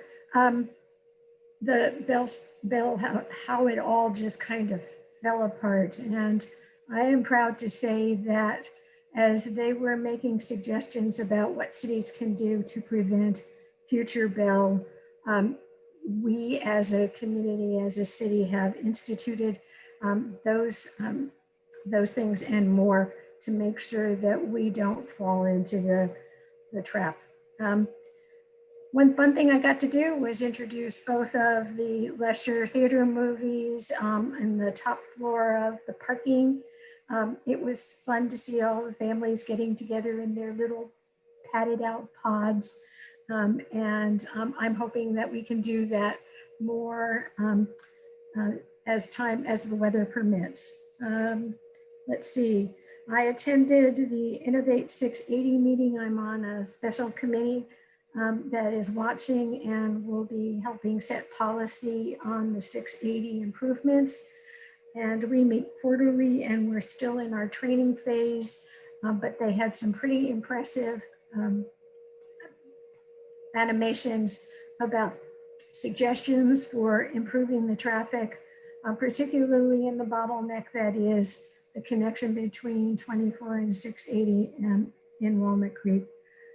I also, in my own little way, participated in the Great Shakeout, which was a city staff, but I think bigger than the city staff practice drill on what to do in the case of an earthquake. And what I found out was at some point, it's not as easy to get under your desk as it was when you were 8 years old.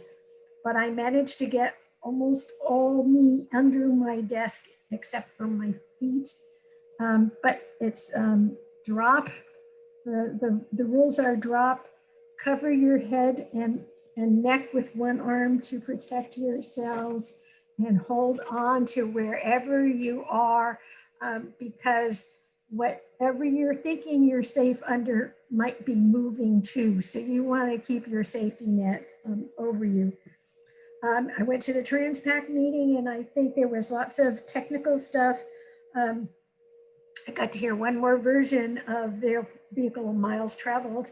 But I think the thing that will be of most interest is there is a rebate program for e-bike purchases. And it's done by 511 Contra Costa. And if you go on their website and you look for the rebate, it could be up to $150 per person. And if you qualify for a low income rebate, it could be $300 for the bike. And that's one way I think to encourage people to think about commuting on their bikes. I'm going to say that it is time for a break, and let's meet together at 7:40-ish. So oh no, that's only 3 minutes. That's too short of a break. 7:48, 9, 10, sold. 7:50. See you then.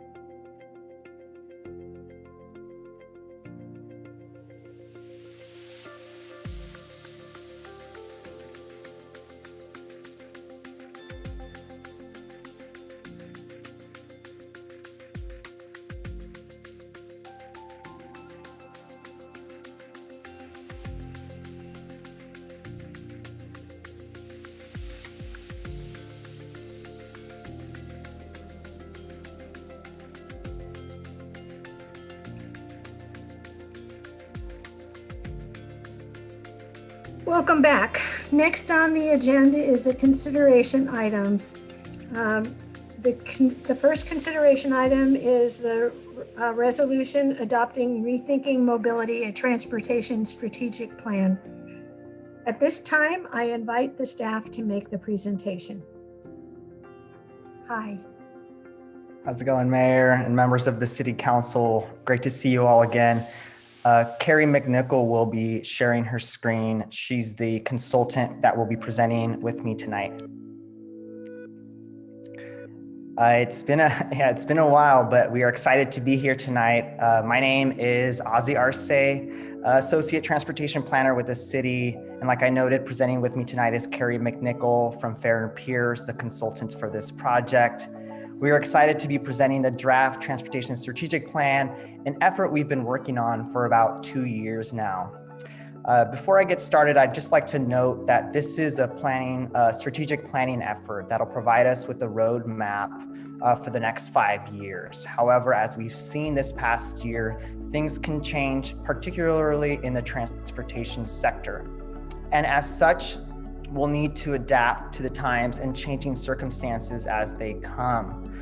However, the goals of reducing vehicle miles traveled, managing parking demand are still very much the same, so it's more a matter of adapting to the times. Next slide, please.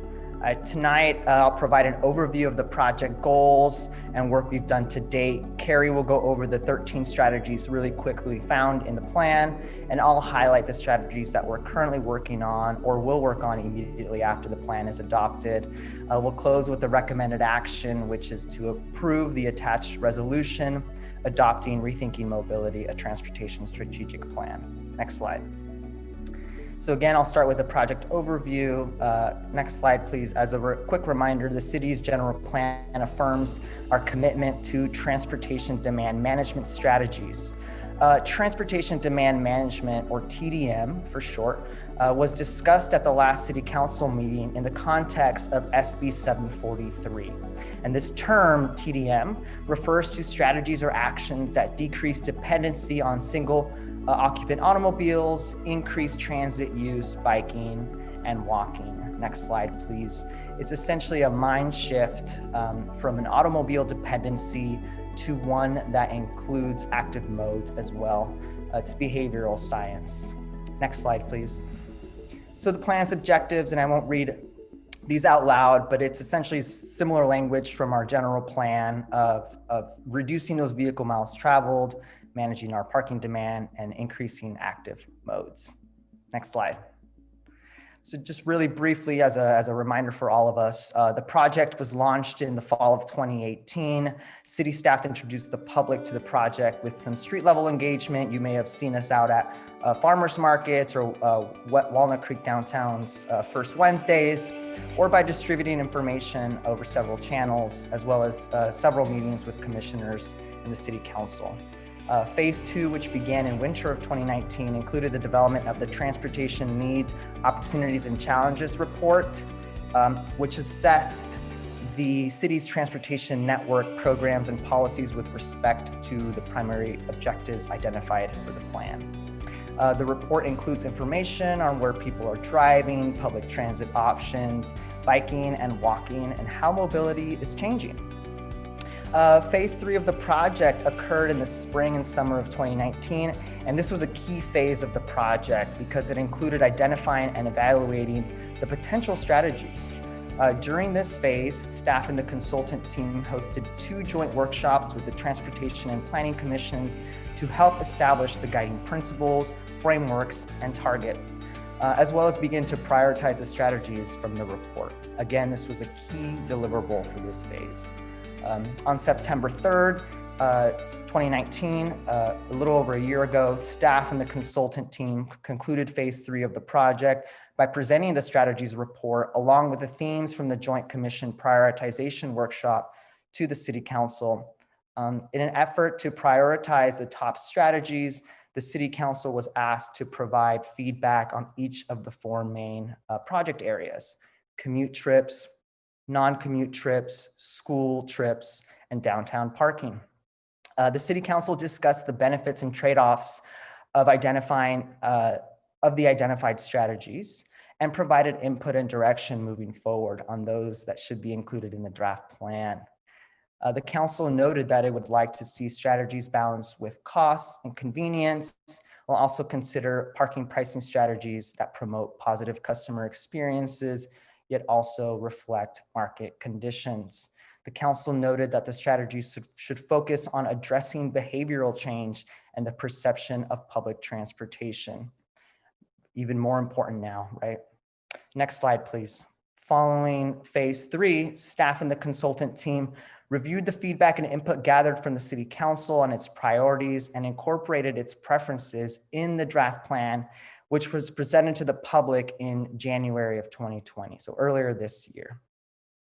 Staff and the consultant team presented the draft plan to the Transportation Commission and the Planning Commission, and both commissions reviewed and discussed the draft plan strategies and separately recommended adoption of the draft plan to the city council without any further changes.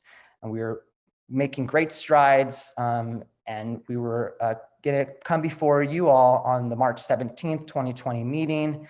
However, that meeting was canceled as a result of the COVID-19 shelter in place order.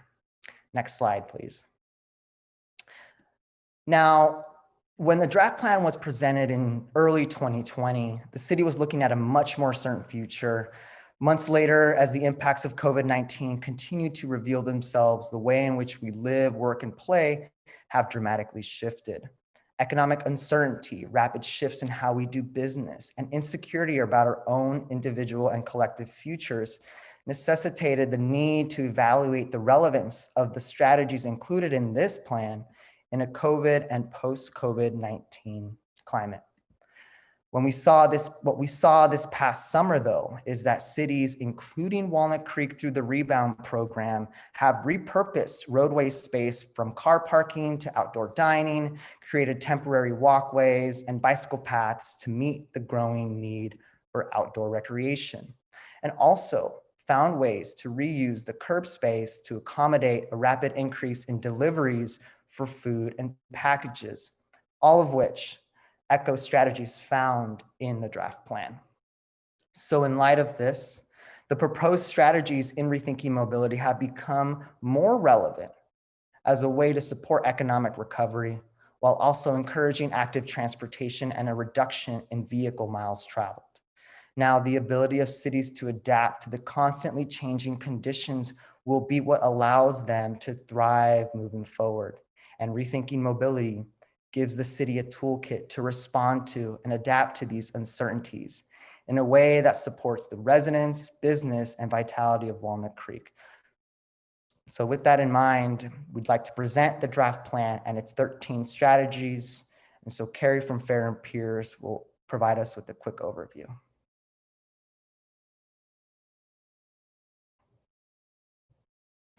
All right, now let's try now. Can everybody hear me okay?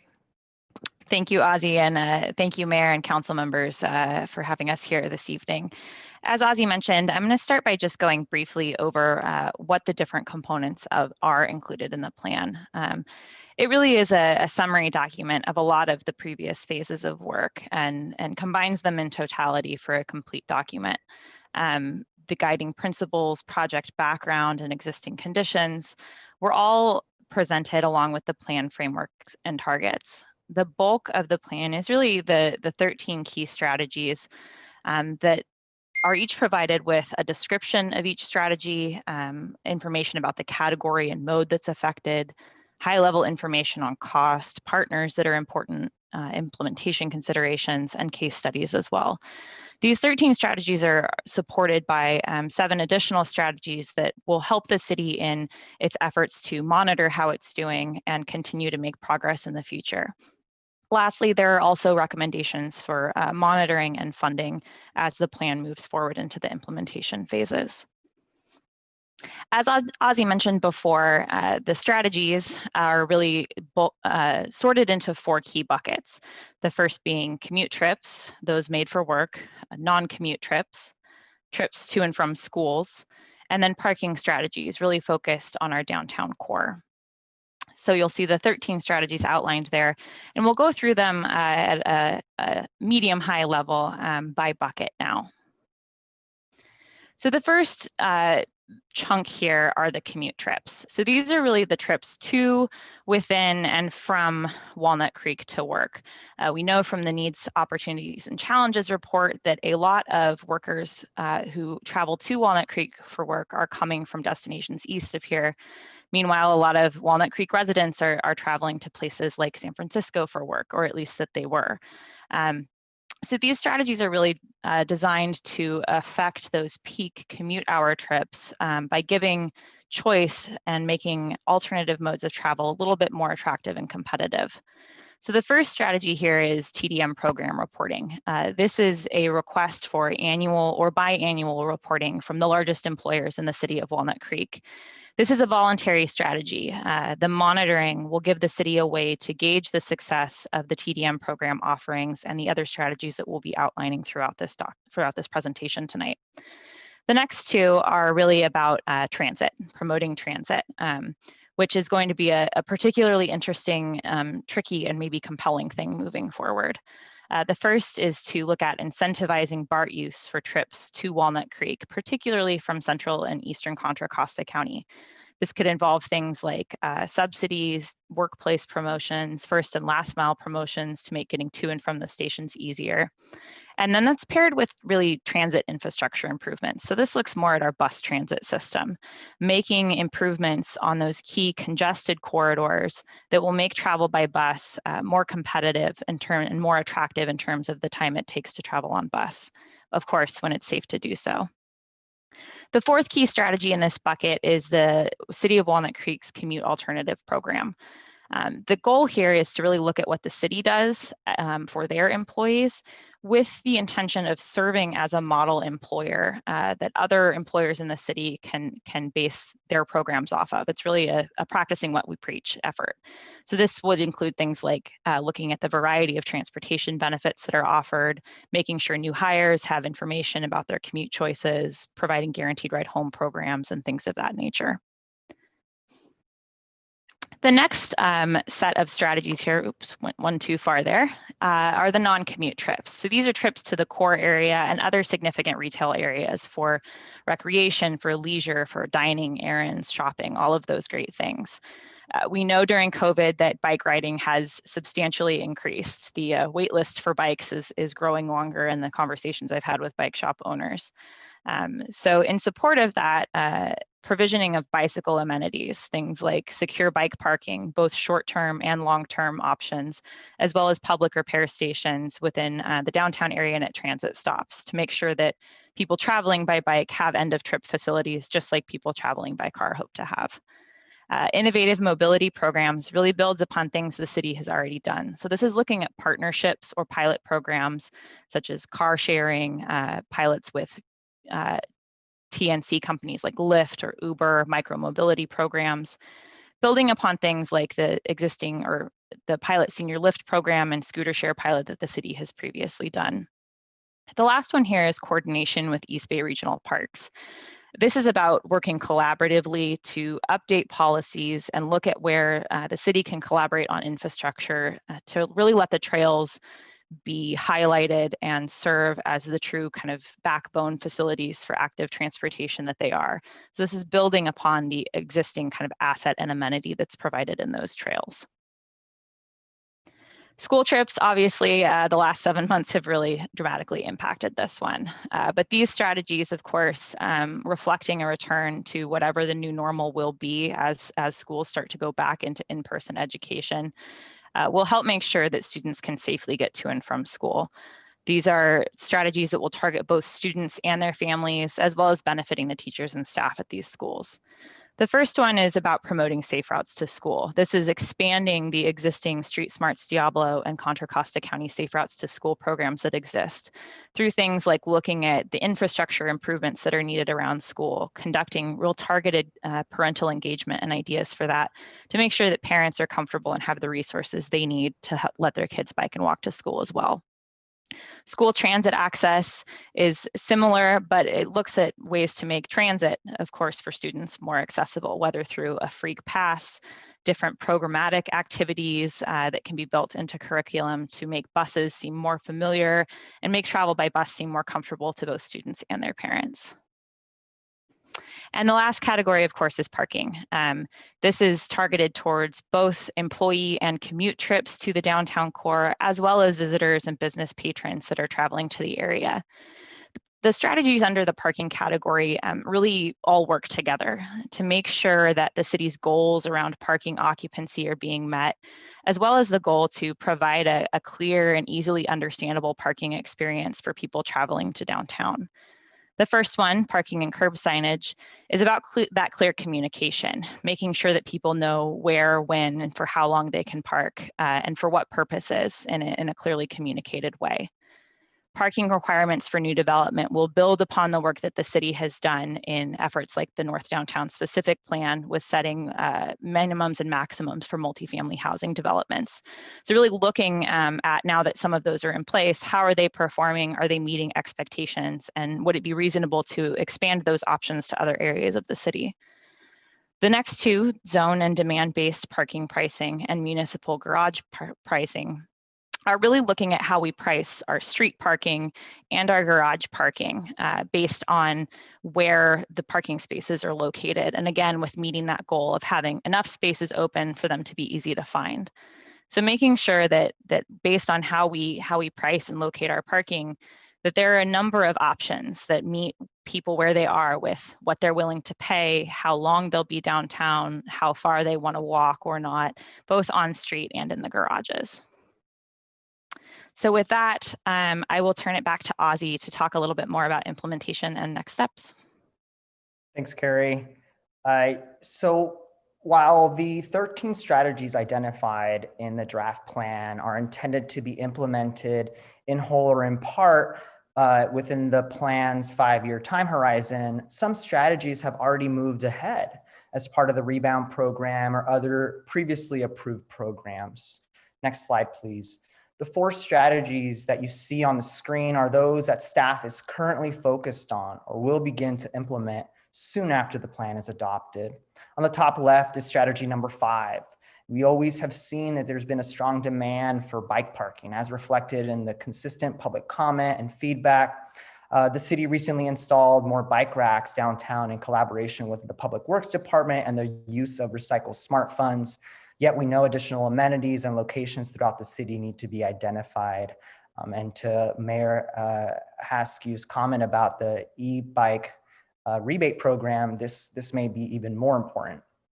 On the top right is strategy number 10, parking and curb signage. Elements of the strategy are already being piloted through the city's Rebound program. As seen here in the photo, we have a 15-minute curbside pickup signage. The strategy will continue to build upon the improvements to short-term parking signage and further improve signage throughout the city so that it's clear and easy to understand. On the bottom left is strategy number 11, parking requirements for new development. So the city was fortunate to receive a state grant to conduct a parking study and to aid future consideration of how to right size our multifamily housing requirement. So the parking study is key to this strategy, and we could use, and really the effectiveness of this strategy could reduce the cost of new residential construction by avoiding the building of unnecessary parking spaces. And lastly, on the bottom right is strategy number 13, municipal garage pricing. And the city recently increased the hourly rate and monthly rate ranges of garages. So we're currently monitoring these changes and we'll proceed further with the strategy if it's warranted after the analysis is conducted on the recent changes. Next slide, please. So now in conclusion, next slide, the recommended action tonight is to approve the attached resolution adopting Rethinking Mobility, a transportation strategic plan. So it's a long effort to get here, but we're excited to be here tonight. I'm hoping for that recommended action. So thank you all for your time, and that concludes our presentation.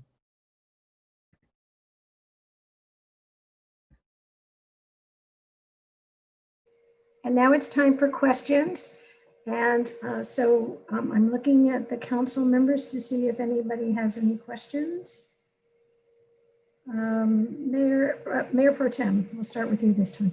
I can't, suddenly my raised hand, I don't know, the whole feature is different. Thank you. Ozzy, thank you. Good to see, and I know that you've gone a long way to get this far. I did have one question, and you actually answered several of them along the way, so I appreciate that. You're obviously taking COVID into account as you are looking at this and what a post-COVID world would look like.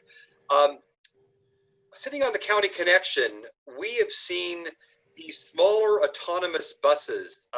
They're using one in Bishop Ranch right now for a route there. And we've seen them in some of the larger shows. And I'm wondering if we've had any discussions from a city perspective with County Connection of how those could be used down Ignacio Valley Road or some of the more impacted commute routes that could help to bridge that first mile, last mile delta, which is why people get in the cars in the first place, even to go to BART. And if that conversation has even been broached. Thank you, Councilmember Wilk, for that question. You know, specifically to the autonomous fleet and County Connection, we haven't engaged in a conversation around that specific vehicle type. However, we engage in conversations with County Connection along first, last mile connectivity opportunities, and not just first, last mile to and from the BART station, but also first and last mile to and from the bus stop. So we're thinking bike share, scooter share, things of that sort to serve more of as a hub and a spoke idea. So there are other conversations in the works, but not specifically to the autonomous fleet. Okay, great. Thank you. And I don't want to miss Carrie. Thank you, Carrie, as well. And Smadar, good to see your face too. Hello. Thank you. I just wanted to add a little bit to Ozzy's answer. So just so you know, currently California state law has very specific requirements for running autonomous vehicles on public streets.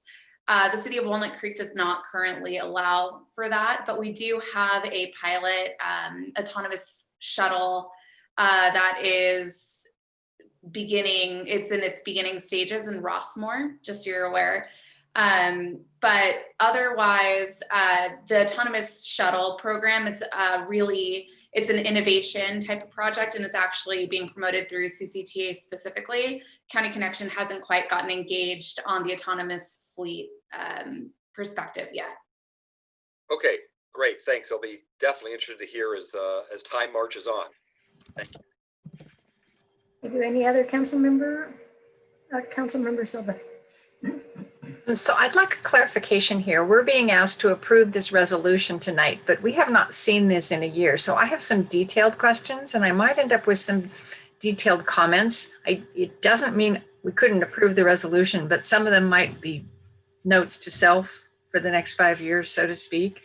Is that okay, Mayor? Is that okay, staff? Because if I don't say it, I'm going to be remiss probably. You don't want to hear it later. So a few of my questions in the report or the plan, there was page 30 of the report has what I would call a bar chart. It's not a column chart. It's a bar chart that it shows for basically various origins of employees where they are going to one of 4 key destinations in terms of employment centers. John Muir, Shadelands, downtown. There had to have been another one. I can't remember what it was. Shadelands Business Park? Hi.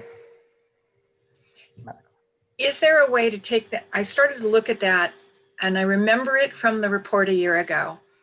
And I started to realize today that if I flipped the view and made pie charts, I would actually be able to see of John Muir's employees, where they were coming from. And then if we overlaid how many employees that was, we'd have a better sense of, gee, is there a way to work with Central County and John Muir Health and figure out a solution? Do you have the ability to flip that data so that that will be helpful going forward? And just kind of, if I was doing it in my head, I figure you probably have the ability to do it. I'll defer to Carrie on that Where is question. she? Okay, there you are. I'm here. Yes, we do have some more detailed data on that city staff should have, but we'll absolutely make sure that they have all of the kind of background supporting data. This was obviously kind of the high level look at this for this planning document, but we'll make sure that they have all of that accessible to them moving forward. Well, in some ways, what I was really talking about, there was just another lens to view that chart in particular, which is, it's not a, where does everybody from Concord, where do they go? It's, if we're worried about transportation in and out of Shadelands Business Park, where are the majority of those employees coming from? And when I read that today, it doesn't look like they're coming from areas where they would be using BART. It looks like they're primarily coming from places where BART is not an option for those employees. So I find it interesting that that view might have allowed the Shadelands Business Park folks to really talk about other alternatives going forward, not just the free bus, because that's expensive. Free buses are expensive. Like, so, okay. I guess that, and then I feel, because I had questions about, are we able to, one of the assumptions in the BART trips strategic section was that there are many employees coming from Central and Eastern Contra Costa that should, if they took BART, we would get cars off the road. But do we have that data that shows that coming from Central Contra Costa and Eastern Contra Costa, it actually, where those employees are going in the city in general, and therefore what solution, is BART really a solution, or are they in fact all going to Shadelands Business Park, which if I lived in Antioch, I would not ever get on BART to go downtown Walnut Creek to then have to get on another means of transportation to go out to Shadelands Business Park. That would be probably, you would have to pay me a lot of money to do that every day, because that's a multiple. So I just wonder if we have the data that, so we can be data focused as we work on these strategies. I think, I mean, we definitely have data available. It's just a matter of if we're able to extrapolate specifically what you're asking. Carrie, No, and I don't really want the data myself. I want the data to inform these strategies as we go forward, because I mean, more generally speaking, Councilmember Silva, you know, I hear you on your scenario from someone coming from Antioch, but really what the strategy, and I'm looking at strategy number 2, is looking at hopefully changing that behavioral change, that behavior, and encouraging folks to ride BART from Antioch. So while it may not be something we can do now, we're hoping that some of the efforts through these strategies change that behavior, because BART is in Antioch. And I would agree with you if I were going to the Golden Triangle to work, or if I was going to work at Kaiser Hospital. But that's why I specifically said, knowing the origin and the specific employment center destination is going to better inform the likelihood of behavior change. I'm trying to find questions, Mayor, and I realize that I'm having a conversation here, and that's not fair. I understand. I think probably the rest of mine are just comments that subsequently from public input. Okay. Any other questions? Matt? Councilmember Francois? Thank you, Mayor Haskew. And thank you to staff for the excellent presentation and for the commitment to this really exciting effort, I think. So just kind of foundational questions. What shuttle services exist? What free shuttle services exist today? Where do they go to, and where do they come from, and so on? It is my understanding that the 2 that come top of mind are the Route 4 and the 5, the electric free shuttle, and the bus that goes down to Creekside. However, and I believe if Andy Smith is on, I'll defer to him, but I believe County Connection just started a few pilots on some key corridors in Walnut Creek. So There is a shuttle service that goes from Shadelands to the Pleasant Hill BART station, correct? Correct, correct. Okay. Yeah, Councilmember Francois, yes, it's the Route 7 you reference, and as Ozzy had alluded, County Connection has been using some cap and trade funds for a little over a year, and they're renewing it to have free fares on the Monument Corridor routes, one of which is the 14 that actually goes from the Concord BART to the Walnut Creek BART, or Concord to Pleasant Hill to Walnut Creek BART stations, serves a large chunk of Walnut Creek actually, and so that's also free. That's great. Do any of our major employers now operate any shuttle services? Does Kaiser or John Muir have a shuttle service from the BART station to their facilities? I am not aware of one unless Andy is. I've seen John Muir shuttles. I can't say if they're on a fixed route and schedule, but I have certainly seen them. Okay. And the Kaiser, of course, is well served by the free Route 5. So they already have a shuttle in that.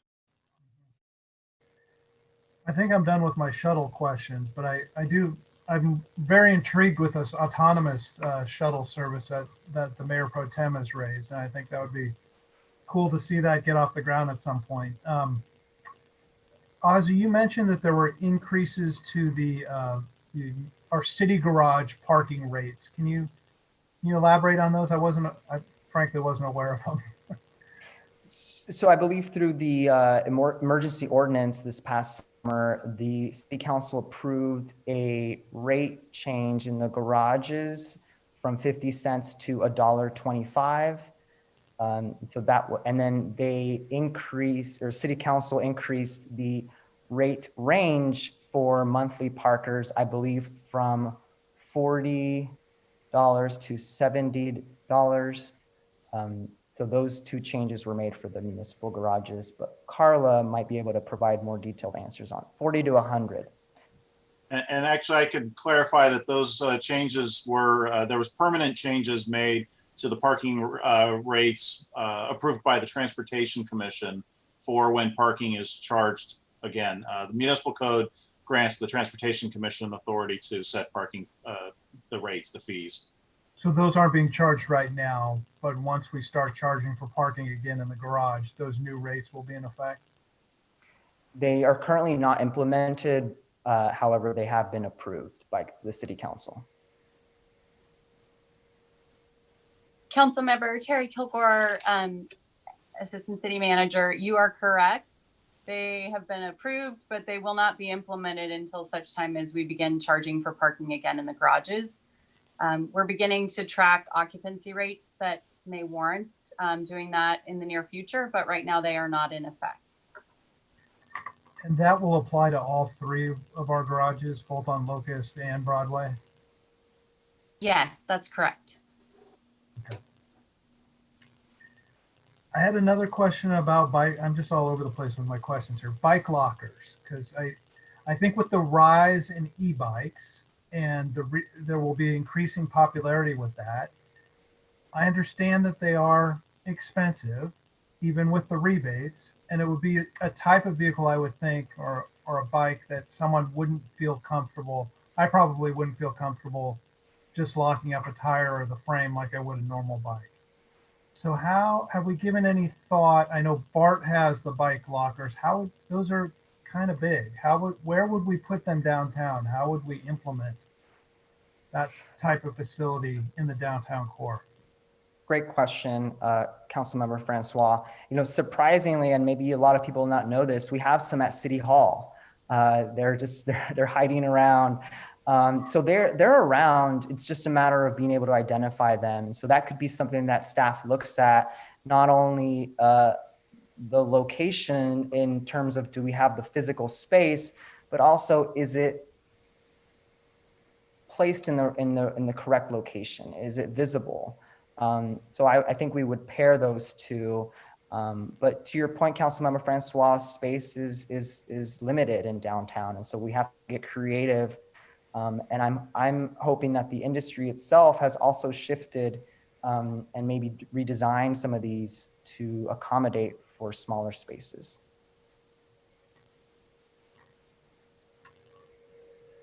a bigger picture question. You know, we adopted the resolution at our last meeting, implementing the vehicle miles traveled thresholds, and that'll be our standard going forward with CEQA documents. So how do we correlate the trip reductions from rethinking mobility with those thresholds that we adopted 2 weeks ago? What needs to be done in order to make that connection?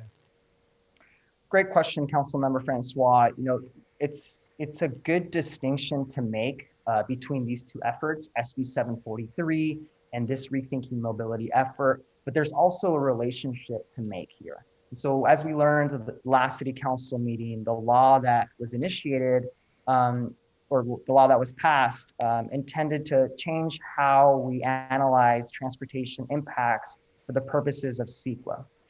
So now we have this new metric of vehicle miles traveled as opposed to what was previously level of service.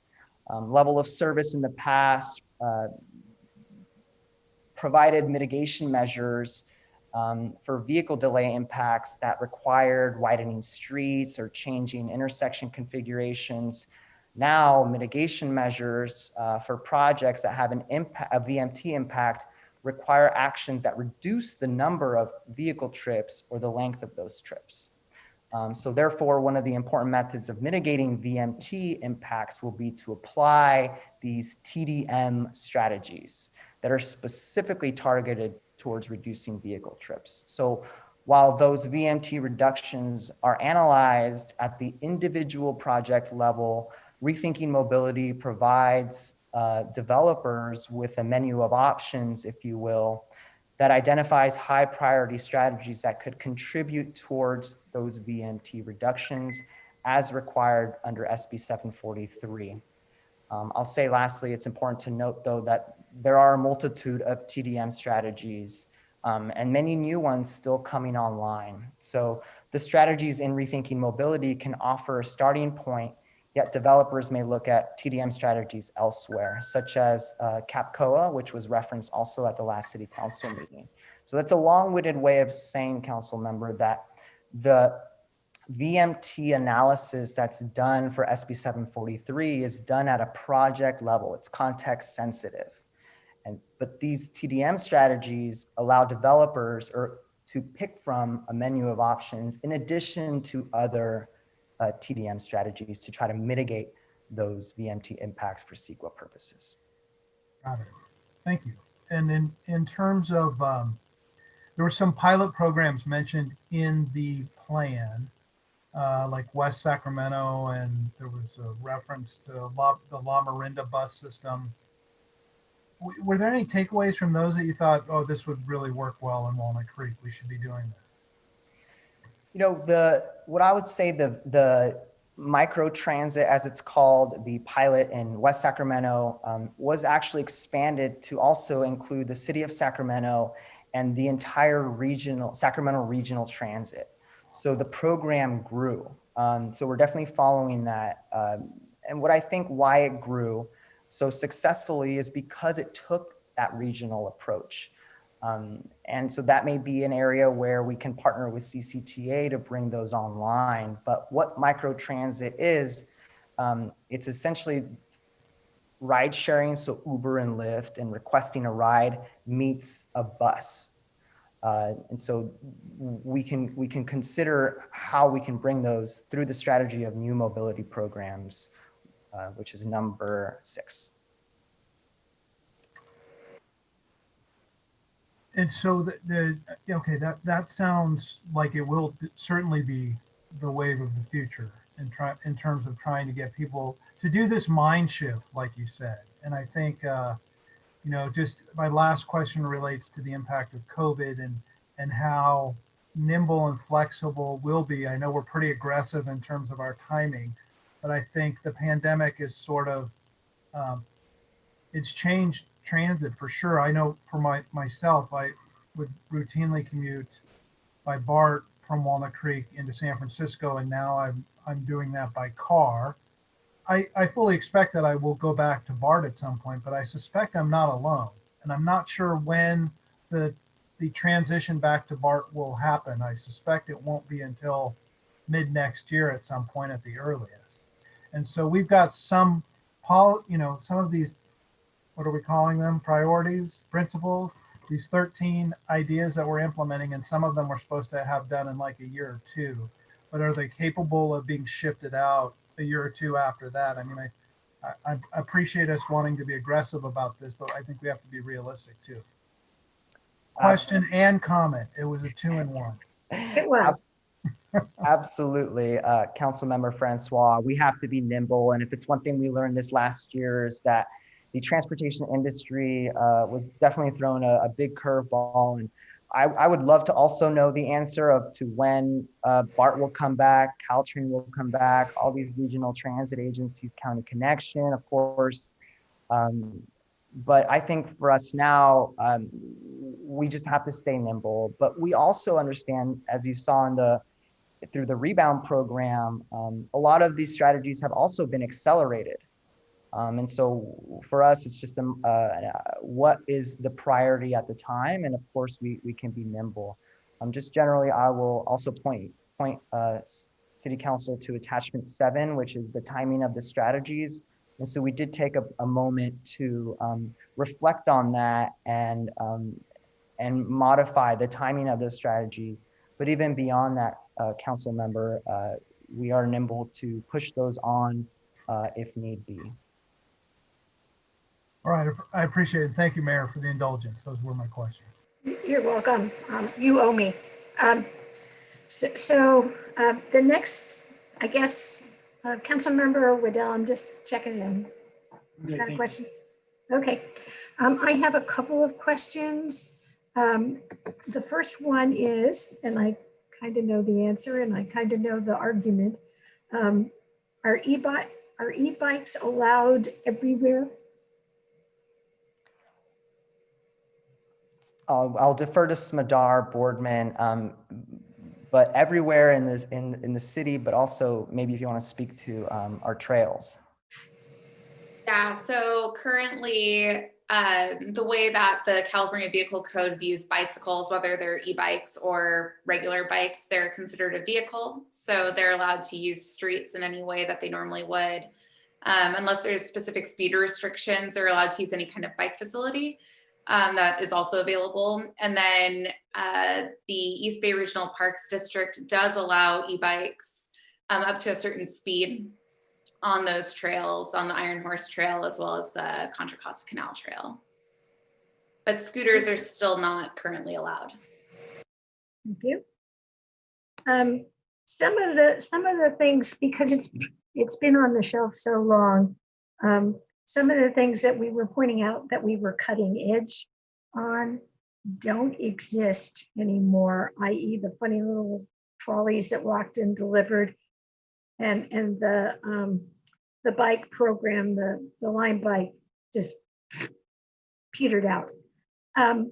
So that gets me to the question, which is, how do we incorporate the next best idea that may or may not be a pilot that goes, that actually takes off or not? What do we do? And I have a sort of sub question to that, which is, just the size of the city impact how attractive we are for those kinds of opportunities? Great question, Mayor. Maybe I'll answer the second one is that yes, I would say the size is definitely important, but also the environment. And for us, we have 2 BART stations in Walnut Creek. We have an urban downtown that's relatively close to that BART station. And so we lean on those resources to essentially tell a story of why it's important for Walnut Creek to receive these new mobility programs. Separate from that, I think a lot of these companies, they research what cities have done in the past. And for us, we were fortunate to be innovators by bringing in Lime Bike through the bike share program. And that sent a message that even here in the suburbs, in central Contra Costa County, there are cities that are looking at first and last mile as solutions to mitigate their traffic and reduce their greenhouse gas emissions. So I think we've told a great story, and the conversations I've had with all the shared micromobility providers, I won't say all of them, but a good amount have expressed an interest in continuing to bring shared micromobility or new mobility programs to the city. Thank you. Don't stop if you Well, got I more was to going to say, in short, you know, they've tried and tested a lot of the urban areas, and I think they're also interested to understand how these type of transportation programs work in more suburban, urban context as well. Thank you. This is kind of what I should have done in the council member update. I have been told that the BART meeting that will be held this Thursday is something that we may want to monitor carefully because they're going to be presenting the first round of discussion about what the changes in service are going to be and how it impacts each individual station. There are some pretty interesting concepts to look at, and so we might want to monitor that and make sure that we understand the potential impacts.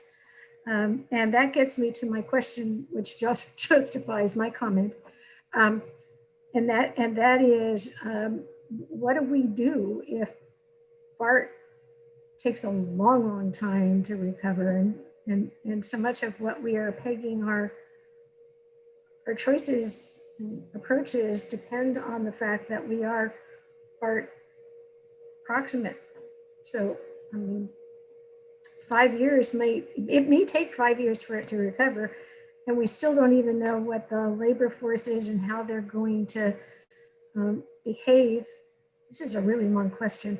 How they're going to behave when people are working remotely, which we hear is going to be a case. If you can remember any of those questions, I would be happy if you would answer some or all of them.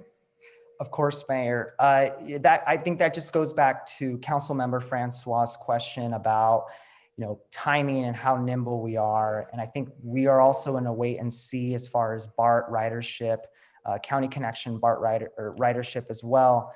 But for us, we will focus on and working to implement other strategies in the plan while we learn more from our regional transit agencies. But I hear you. I hear you. Wow, that was a cool answer given the length of the question. Good job, Ozzy. All right, any other questions? If there are no other questions, I'm going to open this to public comment. And remember, for those of you who are doing public comment, all the public comment has to relate to this item only. City Clerk, are there any, is there any public comment? We have one hand raised, Melissa.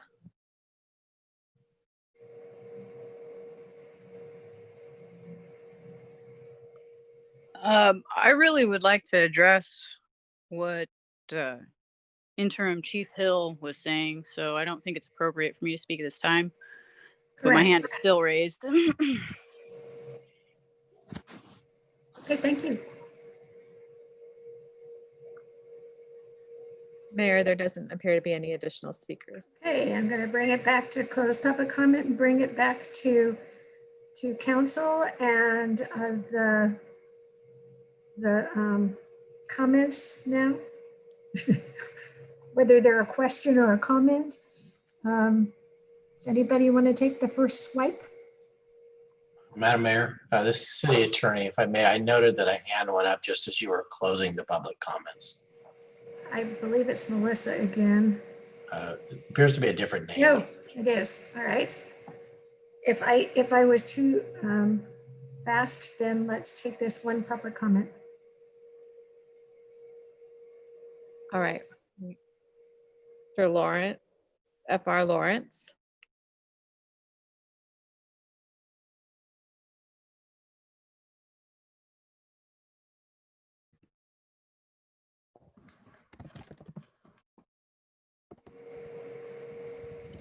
Person, okay. I'm not sure if I'll have the opportunity at this time to raise a question in regards to the Planned Parenthood discussion. No, that was too late. That's over with. Sorry. But there was no opportunity for public comment when we were going. Yes, there was. Sorry. Oh, I see. I'm sorry. I missed out. Thank you. We also have Claire Kelly. If there's anybody that would like to speak on the item of the resolution of adopting Rethinking Mobility, a transportation strategic plan, raise your hand now, and I am going to count to 10 to give you a sufficient time to do this. If not, I am going to reclose the public comment related to this. Wow. Wow. Can you hear me? Yeah, we can. Thanks. The problem is that you closed off the public comments right after, so no one had an opportunity to discuss what the interim chief was saying. And you closed off the public comments very quickly. I'm not trying to be rude, but it lacks transparency. And I know, yeah. So I will say, Councilman Welk, I very much appreciated your suggestion about the ordinance. I know you're about to cut me off, but I thought that was really important given the fact that we may have more armed people coming to our city. Yeah. Claire, I appreciate You're going to cut me off. Yep, you're going to cut me off. Okay. Thank Thanks. Yeah. Mayor? Yes? Mayor, could we have the city attorney explain how under state law, our transparency laws require that we cannot have public, what happened with the Planned Parenthood and why we did not go back for more public comment on an item that was not agendized? So thank you, council member and mayor and council.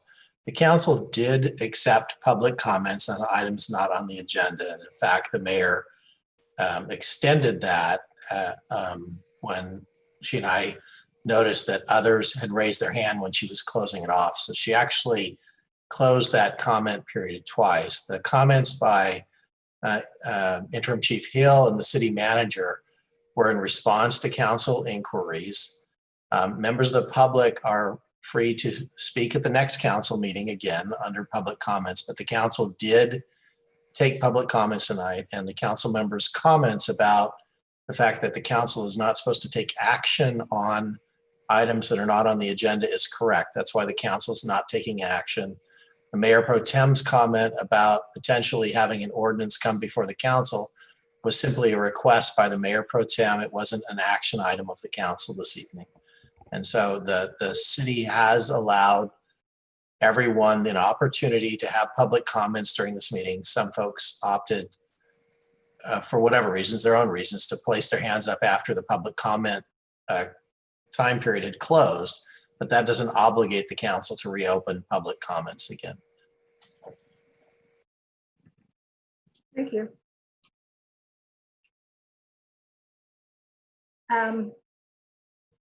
I see that we have two hands.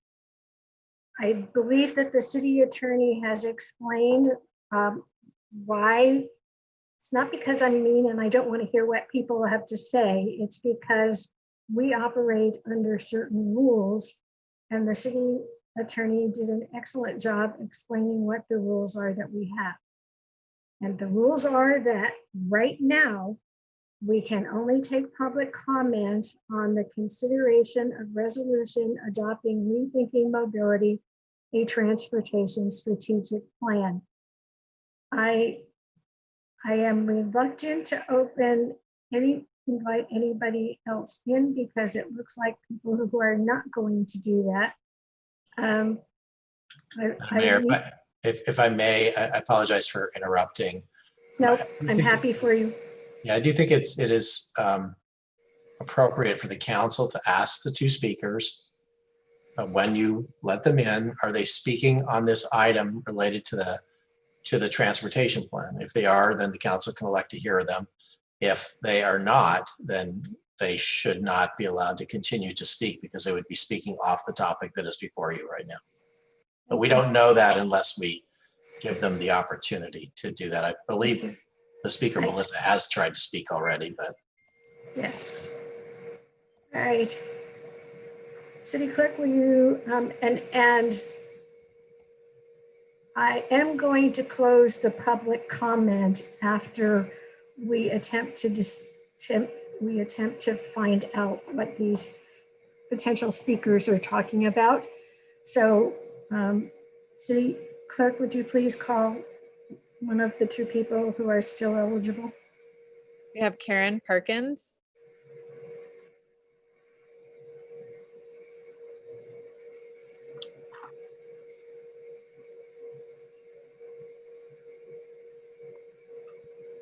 Some of the people who might not be too intrigued by autonomous vehicles may be all the bus drivers who will be joining the unemployment lines. And also you might not like the lawsuits when one of these vehicles runs over a bicyclist, as once happened, because that bicyclist's mother or whoever might want to sue. But other than that, I think your whole presentation doesn't take in, and I do appreciate some of the more forward-looking ideas. I know the committee, whatever, has worked hard on this, but I don't think you're really taking into account the, what may be happening in the future in terms of not going back to business as usual here. I mean, we're going to have an awful lot of empty stores and empty office buildings, and people may not be flooding into Walnut Creek. People are going to be poor. They may not be buying stuff. I think that you need some real innovative solutions that really take into account climate change and how you can start having electrified buses and shuttles that you can keep the downtown like it is and put grass in and make it more natural, because actually crowding everything together there, we don't know how long this COVID-19 is going to go on, but it's going to go on for probably, at least another year, maybe a half year, who knows? I don't think the vaccine is going to solve it all instantaneously. And besides, it would be nicer to have a downtown without all the parking difficulties of finding parking. I don't know how much money you get. Most of the parking lots, I think, are private. I don't think it all goes to the city. I may be wrong, but if I'm wrong, you've got to start making some difficult choices now. You've got to start thinking about people and about climate change. We just went through a lot of wildfires, a lot of toxic, very toxic smoke. People won't be shopping when the toxic smoke comes in. That might be a few months worth of business that's not going to be around. Just things like that. Thank you, Karen. And that was in fact specifically on topic. Thank you very much. Next speaker, please. And we have Melissa, who we did bring in, but I'll try again. Yeah, so I'll speak on the topic. Earlier, you guys were discussing plans and someone mentioned something about your constituents' attitudes about it. And I really want to back what Karen is saying for you guys to be thinking about climate change and what the people need, what we all need. And that you all should be evaluating your attitudes towards it, as this is a big decision. It impacts all of us.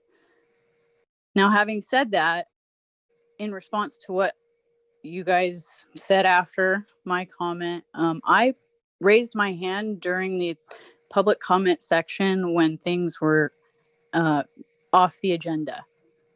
So just to make that clear, I'm even verbally denied, and you can go back and view it. So, I would like the approval to speak for my 2 minutes. I don't understand why I was denied since I rose my hand at the right time. Mayor, I don't have a problem listening to Melissa. Kevin. It's. Thank you, Kevin. it's confusing. I will just say that it's confusing sometimes when people are raising their hands at times that maybe they're watching on TV or somewhere else and then coming online. I understand the confusion behind this.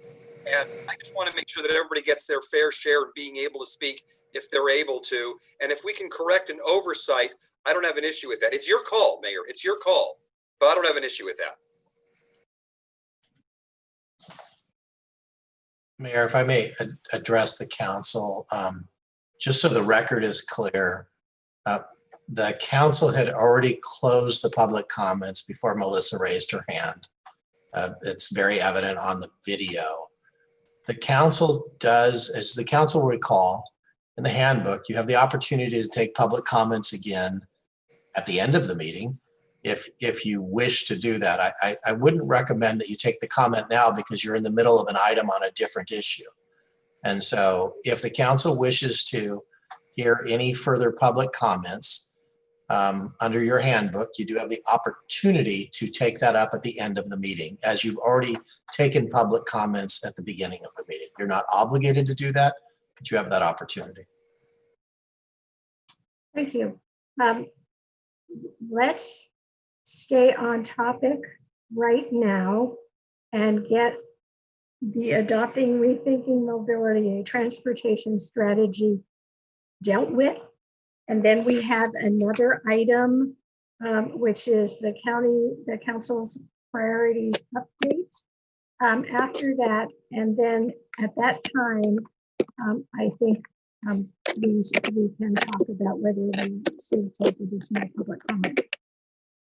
So back to where we were. Oh shoot. I'm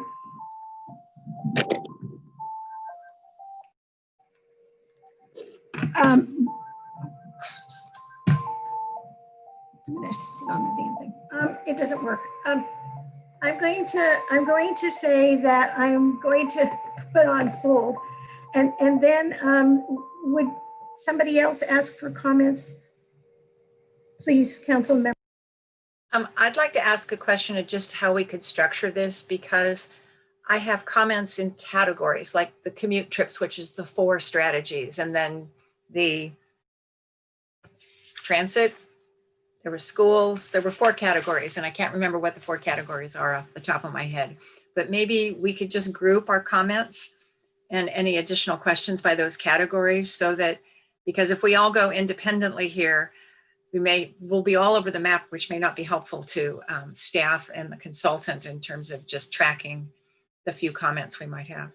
Which, by the way, I think this is a great start, and I think it does reflect what the community wants us to look at, albeit it was 9 months ago, they were interested in how we can reduce congestion and improve efficiency of transportation and things like that. But I think this is really moving in the right direction. So anyway, that was my suggestion. And in the meantime, while I tap danced a little bit, Mayor, your phone stopped making that funny noise. About embarrassing. So I've heard you say that we should do the 4 strategies, the 4 groups of stuff. I agree with you, except one of my comments on the strategies was they fall into more than one category. So for example, item strategy 5, which is bicycle amenities, also goes under the commute trips. So I think we're going to do a little bouncing around anyhow, but let's stick with that. So is your suggestion that we do strategies 1 through 4 first, Councilmember Silva? That would be my suggestion, at least as a way to break it up and try to keep us on target for staff and the consulting team. Hey, if the rest of the council agrees, I'm fine with that. Shake heads shaking.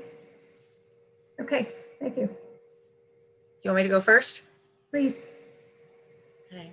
On the TDM reporting and the first strategy, I think this is incredibly important, and we need to start even structuring how we would ask the questions, and coming up with an online system is going to take time. So even while people are not yet back to work, I think it's important that we get this started. And I think I'm going to jump down to commute alternatives. We need to be the pilot internally for how the system would work and how an online tool would get the answers to the questions. And I also think you can ask the questions of people and employers to ask the questions of their employees, even if they're working from home. They do know how they got to work pre-COVID. It may change later, but at least you get a baseline. I think it's also important that we figure out a way to incentivize employers that are in these 4 employment centers in Walnut Creek, and figure out a way to make it mandatory, but with a carrot to be part of that, because John Muir, Kaiser, and some of the big employers in Shadelands and the big employers in the Golden Triangle are really important to understand where their people are coming from and their mode and their origin and their origin. And I think it's critical for any success of any of these strategies is to really know that data and to have a baseline. And then I had a technical question, and maybe, I'm not sure who will know the answer. Are we allowed to ask, for example, if the Golden Triangle is an employment center, maybe no employer in there is big enough to be the only one we ask, but can we just look at it as a single employer in all those office buildings and ask it of all of them? I think that's the way Bishop Ranch would work, for example, or Hacienda Business Park, where you don't really care that it's one employer. You just want 10% of all the employees that are in those sections to be able to answer those questions. And I think Shadelands Business Park might be the same way, if technically we could do it that way.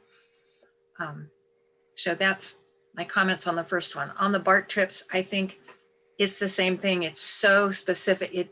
Knowing origin and destination are critical to knowing who should get a BART incentive pass and where we'll move, how we'll move the needle. On infrastructure, same comment. You can't pick a pilot corridor unless you know origin and destination and where you're going to get the most bang for your buck. And I think the commute alternatives is really good. We need to do it, and we need to get that data as a baseline and a test for how we would get that data. And those are my comments on the first 4. Hey, anybody want to join on the first 4? Pile on. Yeah. Okay. Matt, did I see a hand?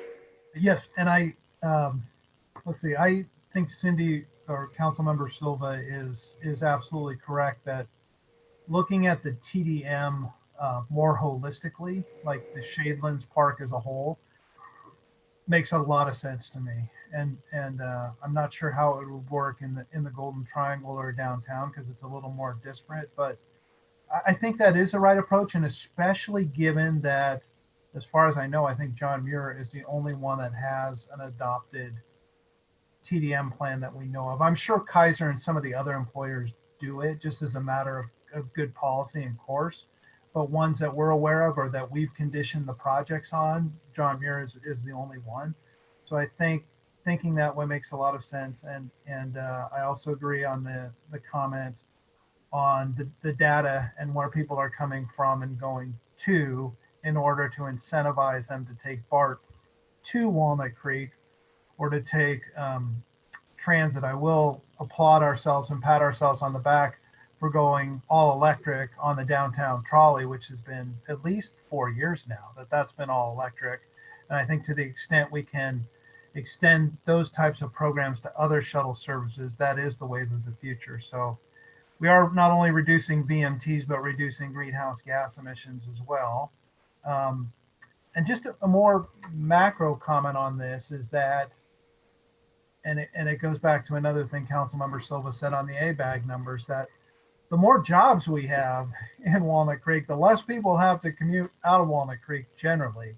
And I think putting the emphasis and the approach on creating good, high-paying jobs in Walnut Creek, both in the Shadelands and downtown, reduces the amount of time people spend in the car away from their family and commuting to and from work. Obviously, the more convenient you make it for someone to take transit, the more likely they're going to do it. And that's why it happens in more urban centers, but it can happen in suburban areas as well. So let's see, I think on the commute alternative program. My only somewhat of a concern is I certainly want to give incentives to our employees to take transit and BART. But if that's not feasible for them, I don't want to punish them either if they have to drive and park in one of our garages. So I think there's a balance there that we should incentivize as much as we can and make it as convenient as possible. But again, if they're coming from a location where it doesn't make sense, if it's going to be a 2-hour trip for them just to get to work, I don't think any of us want to see that happen. So I want to be flexible in terms of how that gets implemented. Anybody else? I don't see any others. I appreciate both of my fellow council members. I commuted for a long time, and the thought of getting on 20 different vehicles to get to be responsible and not get in my car just curls my toes. So I think we do have to be flexible and responsible. And it isn't easy to change culture. And if there is a culture that really needs to be changed, it's to get people out of their cars and think of different ways to get from here to there. So I like the idea that we're going to remain nimble and that we're going to incorporate a lot of the things that we have to deal with, up to and including the fact that BART may not run on Sundays or Saturdays and only small hours. It's kind of scary that in 5 years, we're going to know so much more at the end of the trail about what we would do. And even as I read this, I realized I knew in this last year, I know a lot more about transportation than I did even when it was first presented. So I didn't see, and I'd like somebody to assure me that in this is a lot of flexibility, that we haven't laid out a plan so tight that we don't get to drop something and take something out when it's clear that it should be adjusted. Somebody can shake a head. Yeah, we've got enough flexibility. And could be amended if the council desired to amend it. And there is a lot of flexibility already in the way that the plan is written. Okay. The council, if you were considering adopting it tonight, consistent with the staff recommendation, you could also direct staff to consider the further direction that's been provided by some council members this evening and either come back with an amendment or implementation measures that effectuate the comments that were made by council members Silva and Francois. Thank you. And if I may, sorry, yes, just the strategic planning effort, and just like many of our strategic planning efforts have to be nimble. This provides us at least with a roadmap that cements our future, but just like this last year, we have to be nimble. So yes to your comment, Mayor. Thank you. Are we still on the trail? Bicycles of items 5 through 7. Councilmember Silva. I'll pick up at that last conversation, as I made a note when we were during one portion of the presentation, that perhaps what we really need to do is let you move. We adopt it tonight. We move so it can move forward. You begin working on the immediate things and come back in June and tell us where you think we are, because we're going to know so much about the environment we're in, so much more. Plus, you'll be able to tell us, hey, this is how we're going to find out where our own employees, how they get here and where they come from. Bicycle amenities, a couple of quick FYI comments. I appreciate the concept of that bike racks can be public art, but you might want to talk to the Arts and Recreation Department about the public art ordinance. And I think it needs to be referenced in some future, because this implies that it could just happen and someone's going to come in and request that, or I'll just do art in the bike racks. And right now, I don't believe bike racks are eligible for public art. And then there's been a couple of references to the Recycle Smart funds. And unfortunately, those funds came from the sale of recyclables, and that era is over.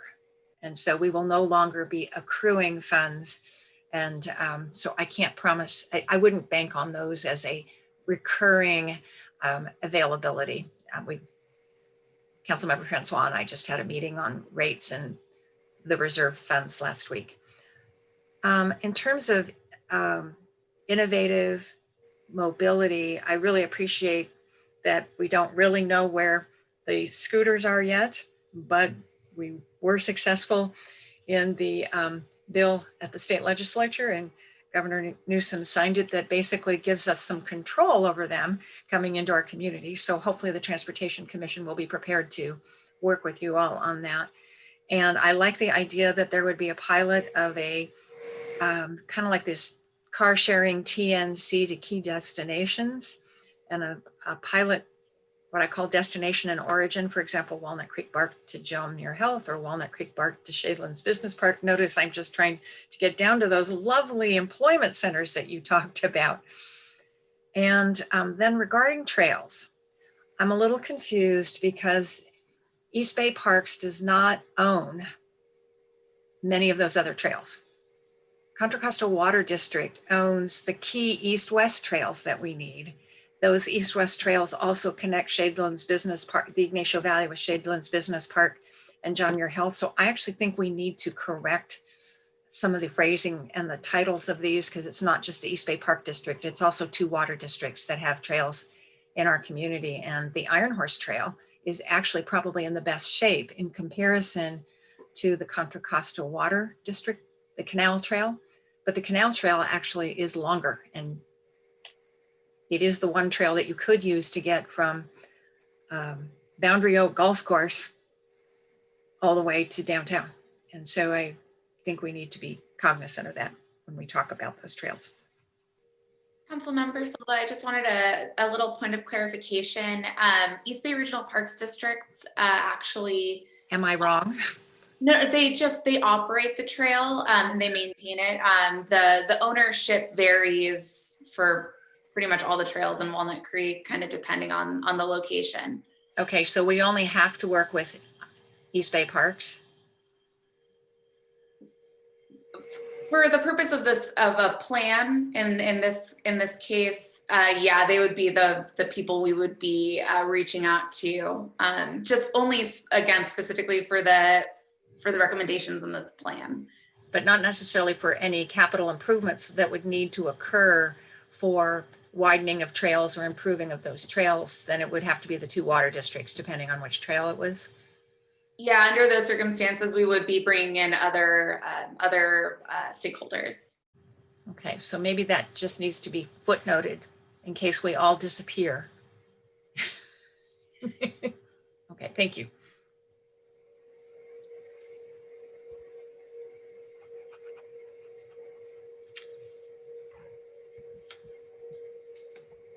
Thank you, Mayor. Oh, I didn't know who the thank you was for, sorry. Any other comments? Matt. Councilmember Francois. You can call me Matt. That's. I know, but I'm trying to be proper. In terms of the bicycle amenities, it goes with the innovative mobility programs. I think I really see the future as being kind of these shuttle services, whether they're provided by the employers or whether they're kind of more of an Uber Lyft model that are more carpooling in nature, or e-bikes. Maybe someone will take, I know we're talking about non-commute, but the bike fits into commute too. I think if I was going from my home in Park Mead to Walnut Creek Bar, I would seriously think taking an e-bike. I could take a regular bike too, I know, but an e-bike would be more fun.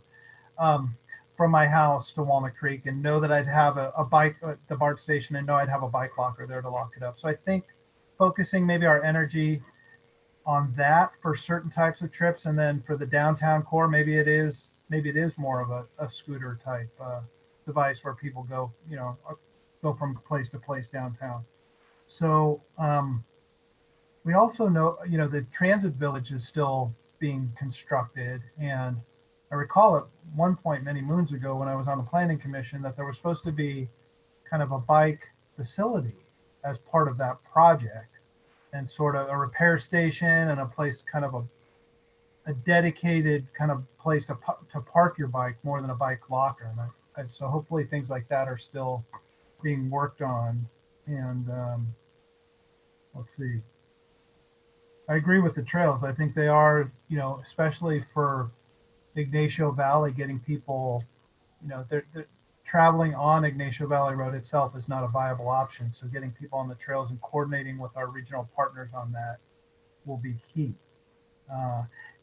And in terms of expanding even, and I don't want to get too ahead of ourselves, but I could see there being the option for additional bike lockers and facilities in our garages. If we're really successful in changing people's habits and mindset, which I hope we are, and it's a total habit thing. Once you start commuting a different way, you get used to it and it just feels right to do it that way, that we could have, you know, repurpose some of the space in the garage, not all of it, or maybe even not a lot of it, but some of it for kind of more bicycle amenities. Can I ask a question of staff? Sure. You just asked a question, but you can ask another one. When we thought about locations for bike repair stations, did we ever think about partnering with the service stations that are in strategic locations, particularly in downtown and along Ignacio Valley Road? They already have the air for tires and they have space. It might be, I know we really don't want people gassing up their vehicles, but in the anticipation that they don't disappear too soon, perhaps that is, those are strategic locations where that might work. Okay, so my question is, what do we do when it's rainy and windy?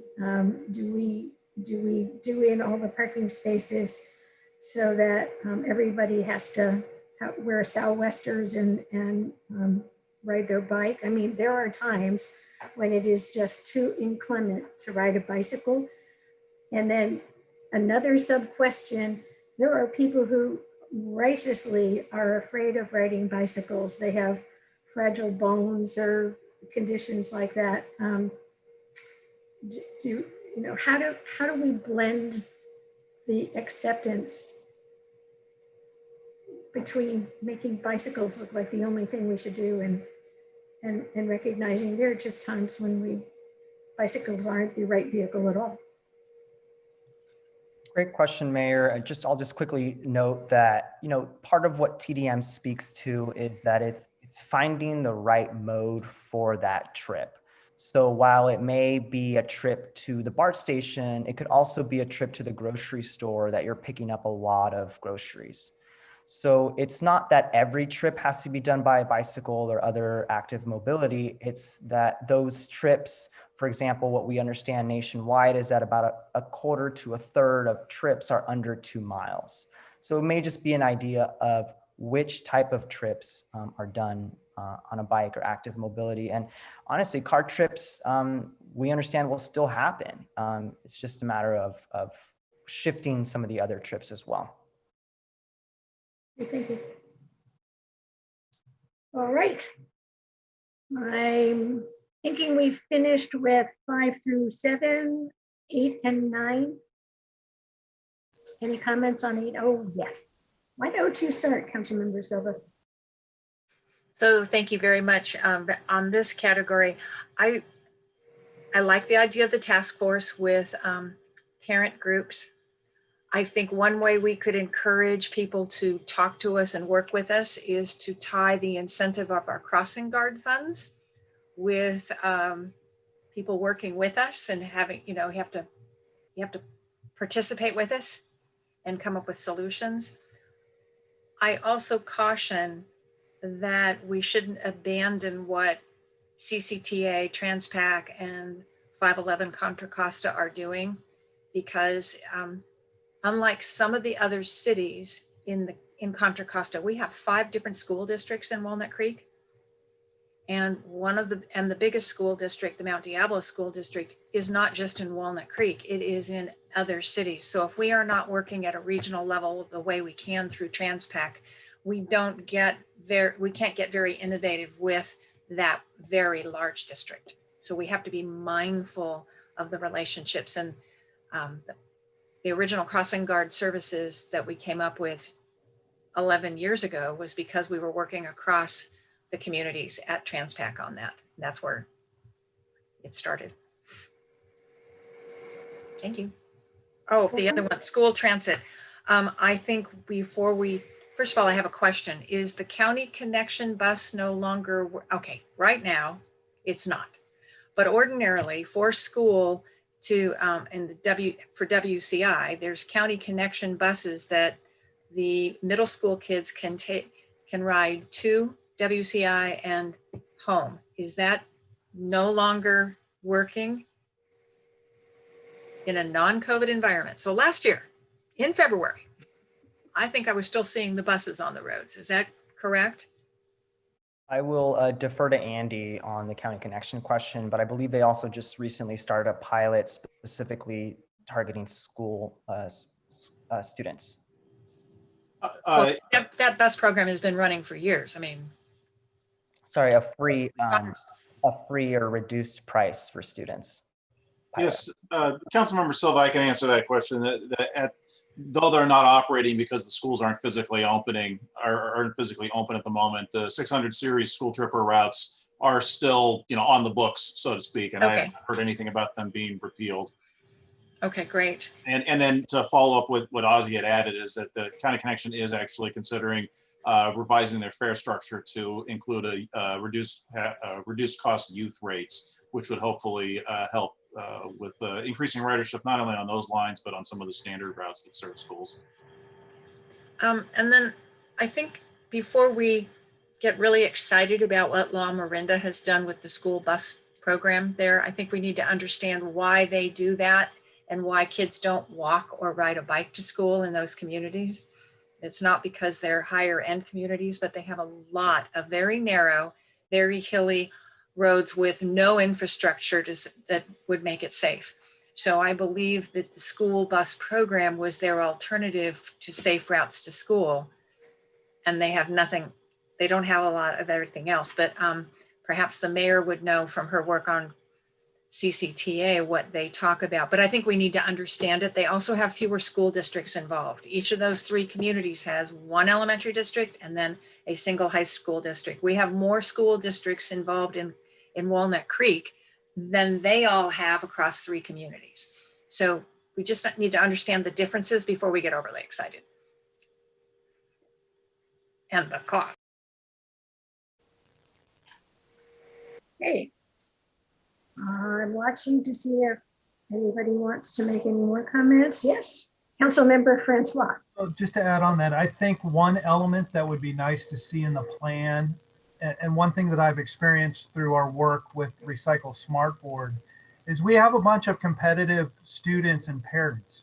So when it comes to diverting materials out of the landfill, the schools get a Waste Buster award if they achieve like an 80% diversion rate. And several of our elementary schools have done that. So I think this is tailor-made to reduction in BMT. Let's have a competition among the schools in Walnut Creek. Who can achieve the greatest reduction in BMT? The bus to WCI is an absolute godsend, and it should never be discontinued, in my opinion. It saves parents a lot of heartache and grief. And at least an hour each way commuting back and forth. And I think the trick, and I think Cindy made a good point about how La Miranda is different given the topography and the distance between where people live and go to school. But I think there's an opportunity there for the elementary schools to really increase walking. And if we get in, if we make this competitive, if they get their steps in and they can track that, and we recognize them, at an annual awards thing at the city, I think that's absolutely something we should do. It starts young, get the mindset started at the right time, and then that'll just be a habit for these kids for the rest of their lives.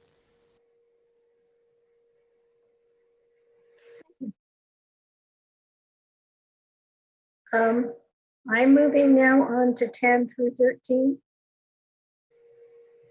Councilmember Silva, I'm going to let you start first. Well, I'm really pleased that we've made so much progress in these three areas. Nothing like a good crisis to make good things come about. A couple of comments. I think the taking advantage of the state grant and reassessing our parking requirement for new development is imperative now with these RENA numbers that are about to come down the pike. Because in order to get those RENA numbers, in order to get a little more density, we need to reduce the amount of underutilized parking spaces that are being built into the buildings. I think about the Brio and how they intentionally overparked it. And then they now don't really know what to do with all that excess parking capacity. I think they probably could lease it to some car dealerships for inventory, but it isn't housing, and we're going to need the housing. I have a question for Carla. What do you define as, in terms of, we now have 2 on-street zones, what do you define as the mid zone?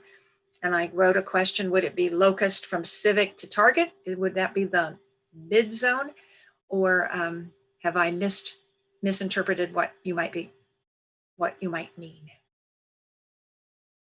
So I think as we were writing this plan a year ago, we had an idea. As we were watching demand patterns change downtown with everything going on, I don't have a definitive answer on streets just yet and different blocks of what areas would be a mid zone. I think we're going to have to wait and see as we start to come out of COVID and we move through the state's tiers. I think we're going to see a different demand pattern, and we can assess then. Okay. And I'll add to that. We now have these on-street parking sensors available. And so we can collect that data once, okay. As we give it a little time, we'll be able to hone in and determine block by block what would be appropriate. So it's just outside the pedestrian retail district, but not all the way to Walden Road, which is still in the core, but okay.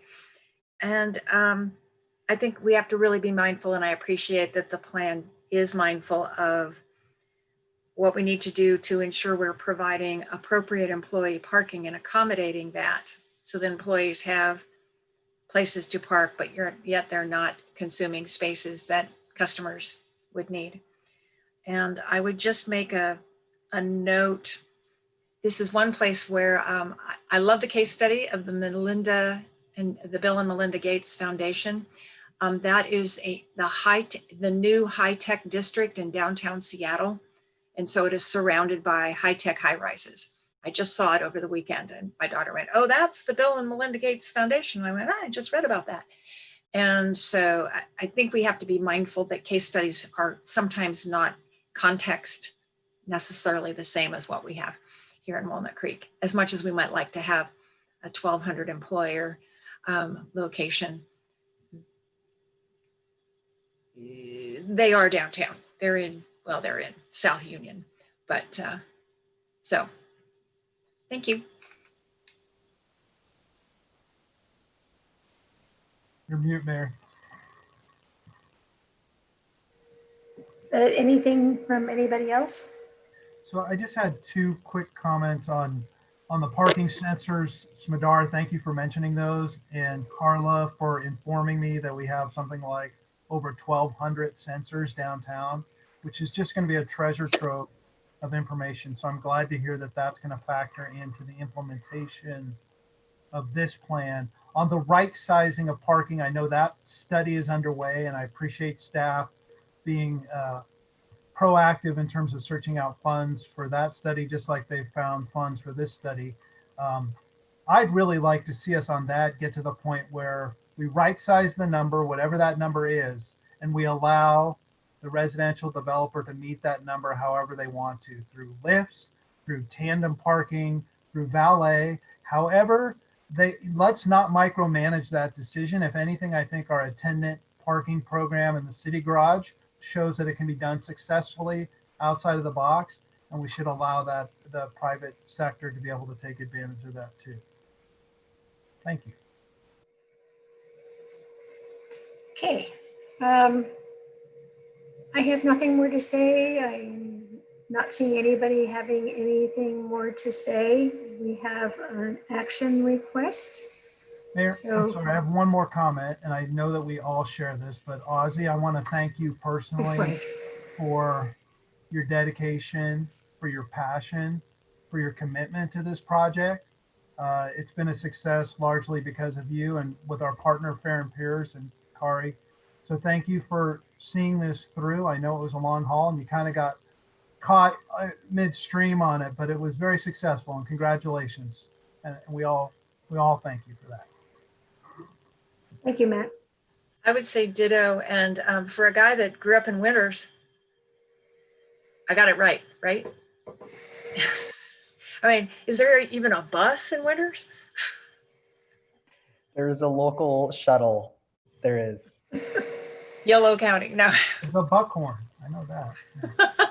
Well, I appreciate the comments, and I would be remiss if I said that it wasn't a team effort here. As you can tell, there's a lot of staff that work on transportation and mobility in the city. So I just want to thank them and really thank you, council and commissioners, for being a part of this effort. I'll say it, you're welcome. Okay. Councilmember Silva.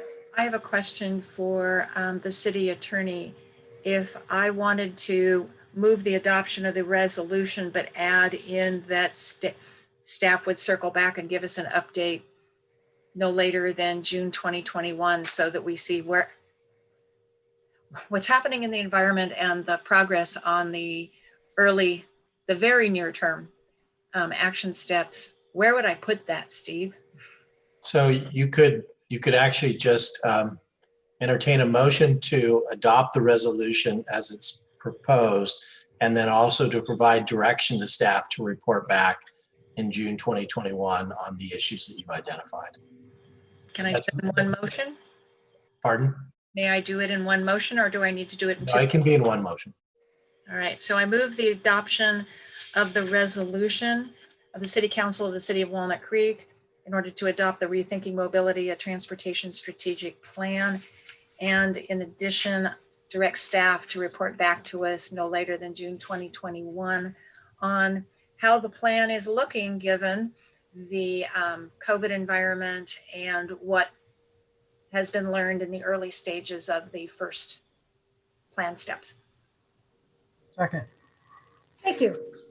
May I have a roll call vote, please? Councilmember Silva, Aye. Councilmember Francois, Aye. Councilmember Waddell, Aye. Mayor Pro Tem Will, Aye. Mayor Haskew. Aye. All right, that puts this one to bed, and the same process is going to happen for the City Council 2019-2020 priorities update. And I believe there's a staff report, and I see Carla is likely to be the candidate. Good evening, Mayor, council members, members of the public. I'm rounding out your evening with the 2019-2020 City Council priorities update, and I am waiting for the presentation to pop up.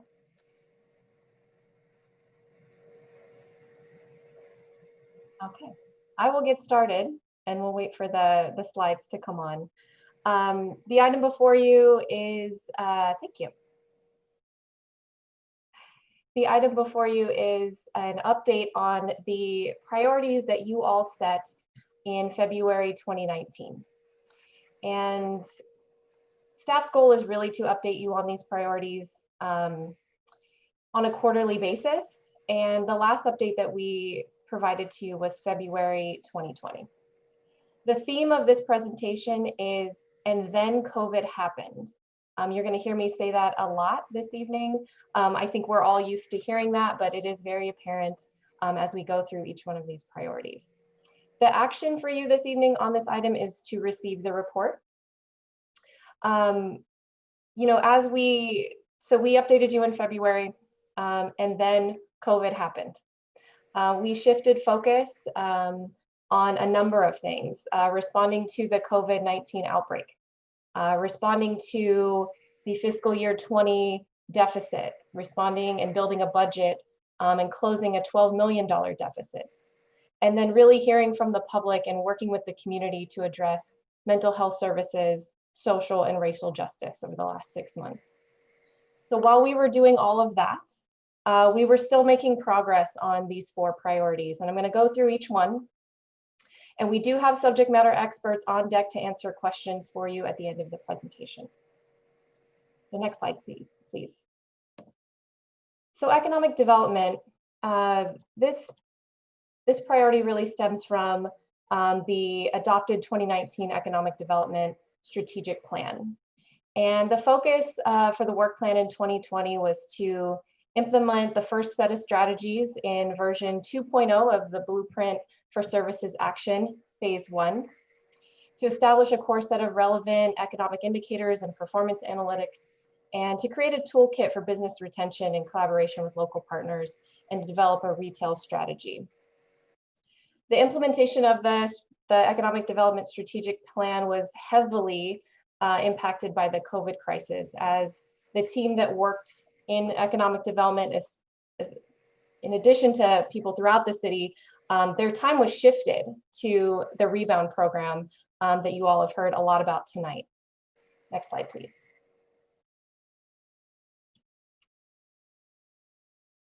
Next, thank you.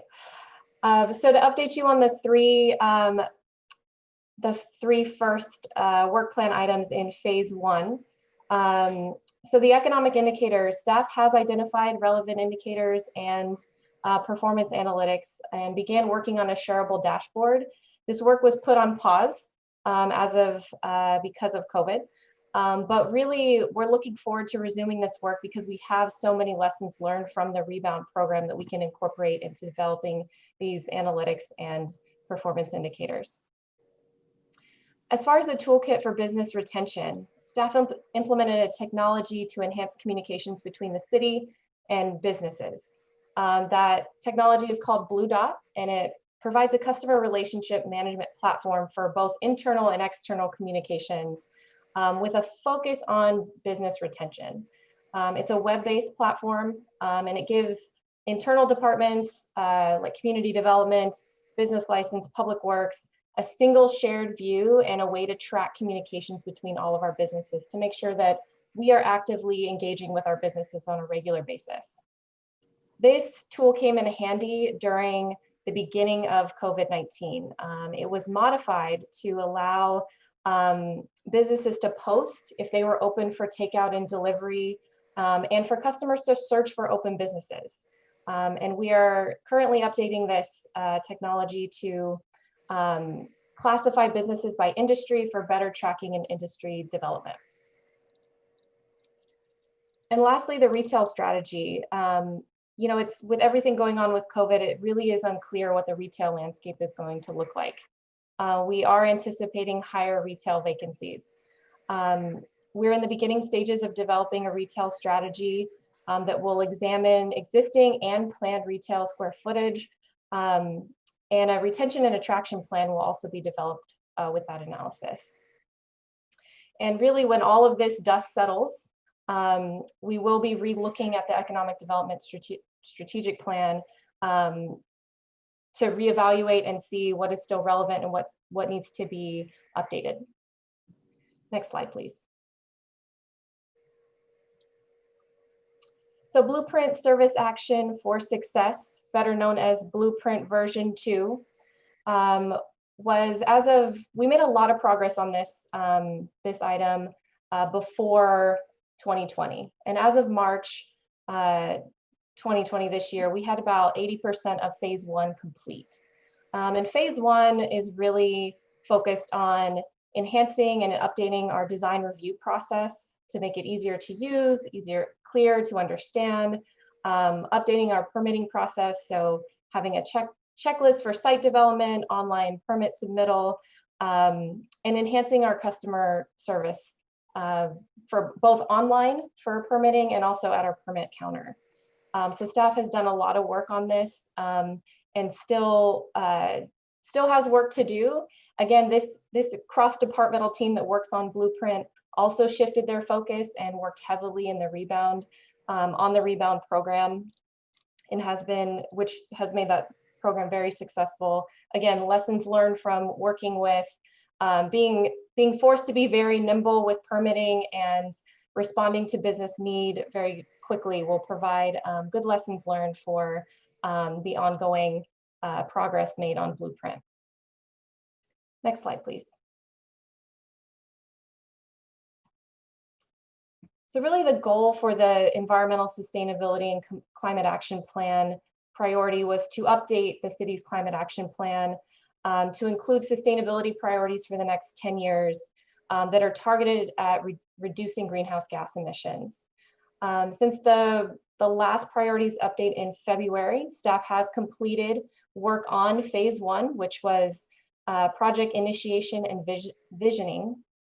This also includes a lot of public outreach, which shifted to all virtual outreach due to COVID-19. And the summary of both the technical documents that were developed in phase 1 and the summary of all the community outreach will be provided to council at a meeting soon. And the next phase is really focusing on setting goals for greenhouse gas greenhouse gas emission reductions for years 2030 and 2050. And then prioritizing sustainability and climate change adaptation and resilience strategies. So this work's really going to be focused on in winter and spring 21. And then looking ahead to phase 3, which is focused in summer 2021, will be actual plan preparation and environmental review of the document. Next slide, please. Fiscal sustainability. We were in the full swing of budget development in February when we last updated you on this priority. And we were focused on really 5 things. And that was conducting outreach and soliciting feedback from the community to see what their budget priorities were and at what service levels, and working with staff to analyze our operations and see if we could find some ways to create efficiencies. In addition, we were looking ahead to completing a comprehensive fee study and identifying revenue opportunities. And then COVID happened. Really, the pandemic had a shift focus immediately to solving the economic crisis that came with the pandemic for our fiscal year 20 budget. And the next slide, please. The next slide really shows how fast things changed and how much work had to be done in a very short amount of time. So in February 2020, the City Council contributed $3.9 million to the workers' comp and facilities reserves.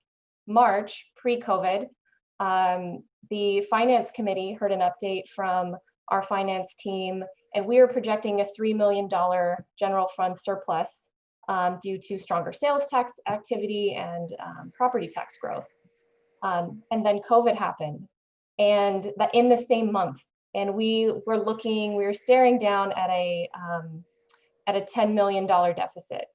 And that was April that we worked together with staff, with Finance Committee and Council to close that $10 million gap using both one-time reductions and approval of use of $3.6 million in reserves. Immediately after closing that budget gap, we had to shift focus on the fiscal year 21 budget development, which we were looking at a $12 million deficit for the entire fiscal year.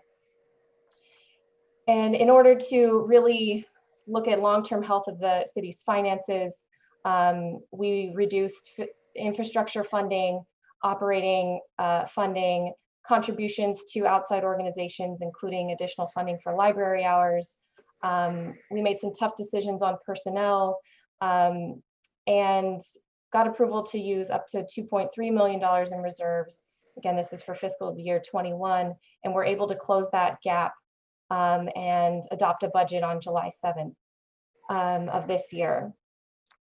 So this, I think this slide shows, and you all remember this, that this was a very tough effort, and also we were doing this all while completely shifting how we were doing our budget. So we were shifting from a biannual budget update to quarterly updates. We were increasing the level of analysis and reporting to all of you in the community about what was going on with our budget. This will continue as we develop the 2022 and 2023 budgets. And staff is, again, still holding on to the plans that we had way back in 2019. We are planning to complete a comprehensive fee study for general services in summer 2021. Next slide, please. Moving on to infrastructure and facilities.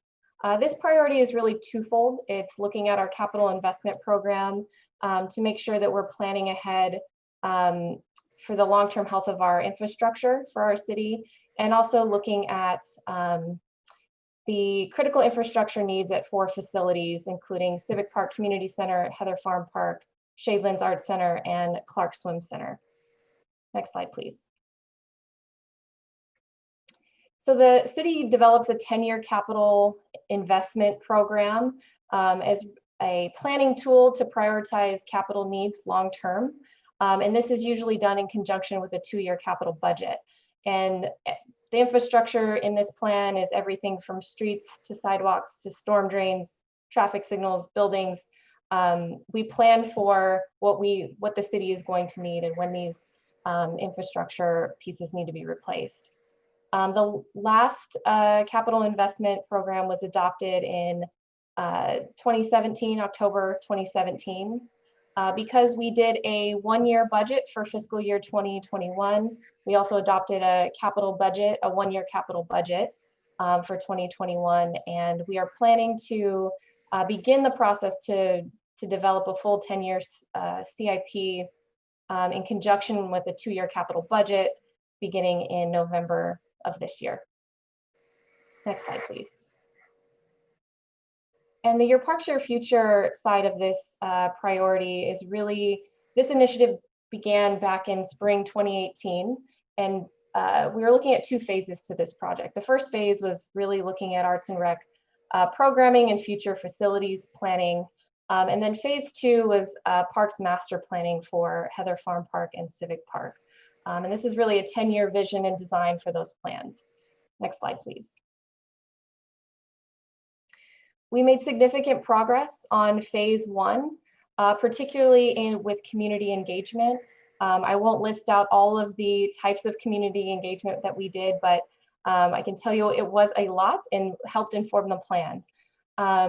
Phase 1 concluded in February 2020 with direction from council on the future of facilities. And on the slide here, the decisions that were made were to really focus on Heather Farm and Clark Swim Center, maintain existing preschool spaces, eliminate Assembly Hall, and move industrial arts to Shadelands.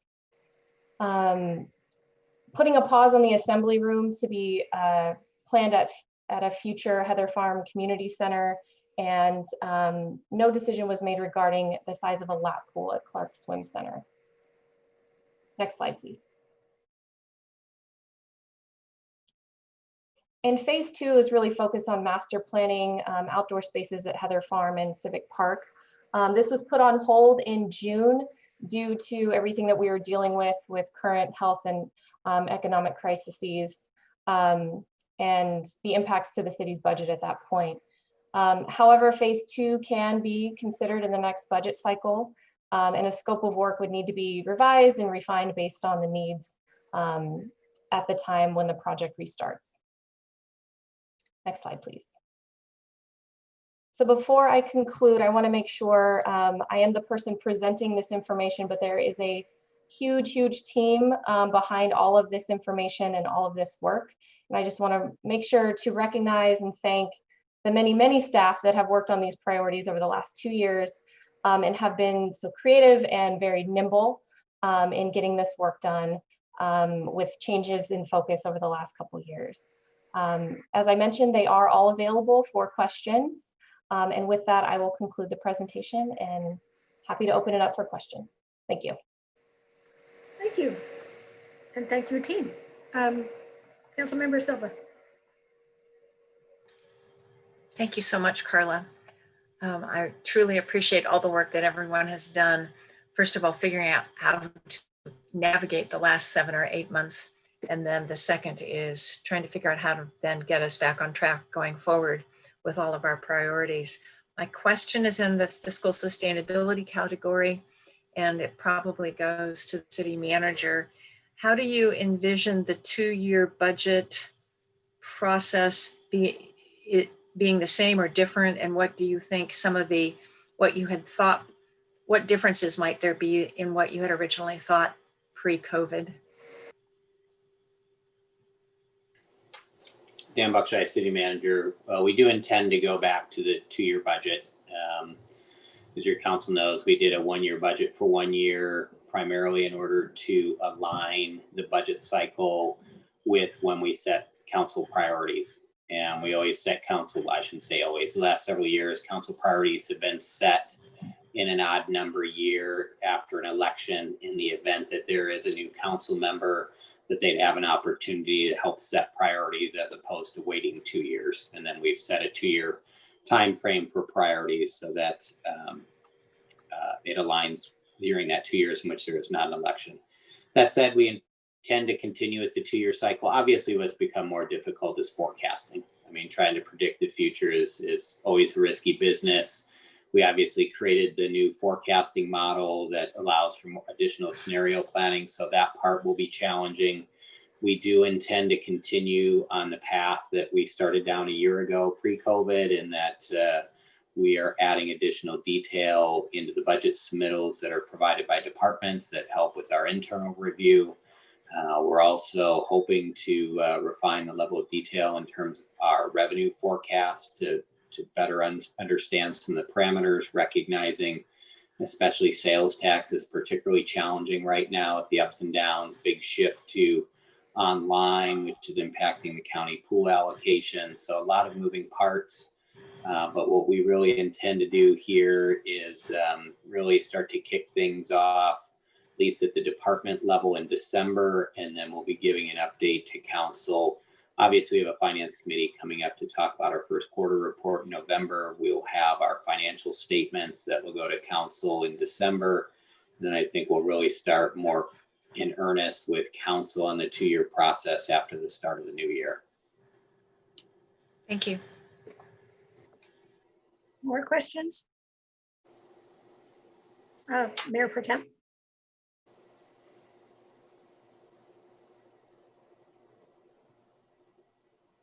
Thank you. All right. I'm not sure what was going on there.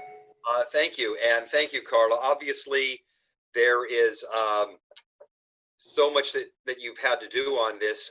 And of course, all we were dealing with was COVID and the economic rebound that we were trying to have.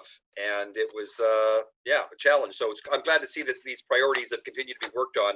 I had a couple of questions on the climate action part of it, and just wanted to see if you've been able to fold in, and I guess, Kara's probably the one that's more closely aligned with that. If you've been able to fold in some of the discussions that I've been seeing around the community, like for example, we were looking into new technology for gas-powered leaf blowers, and I know there's a pilot program that's happening in Rossmore for that. We also talked about single-use items like plastic straws, oh my gosh, probably a year ago at this point. And if that's been wrapped into this larger discussion for climate action, like we had talked about when we first brought this up. Yeah, so Kara Batista Rao, Sustainability Coordinator and Housing Analyst. We did expand the scope from just a climate action plan update to also addressing being prepared for the impacts of climate change, so adaptation or resilience, as well as broader sustainability. So we could capture the community's concerns and interest in topics like plastic or air quality and leaf blowers. So in this first phase that we just completed, we were doing a lot of technical analysis and getting an input from the community on kind of the vision. But the next phase, phase 2, will be more focused on strategy development and prioritizing those strategies. So I think we can get into some of those ideas for what kind of plastic waste reduction or leaf blowers or other very specific strategies that the community might be interested in.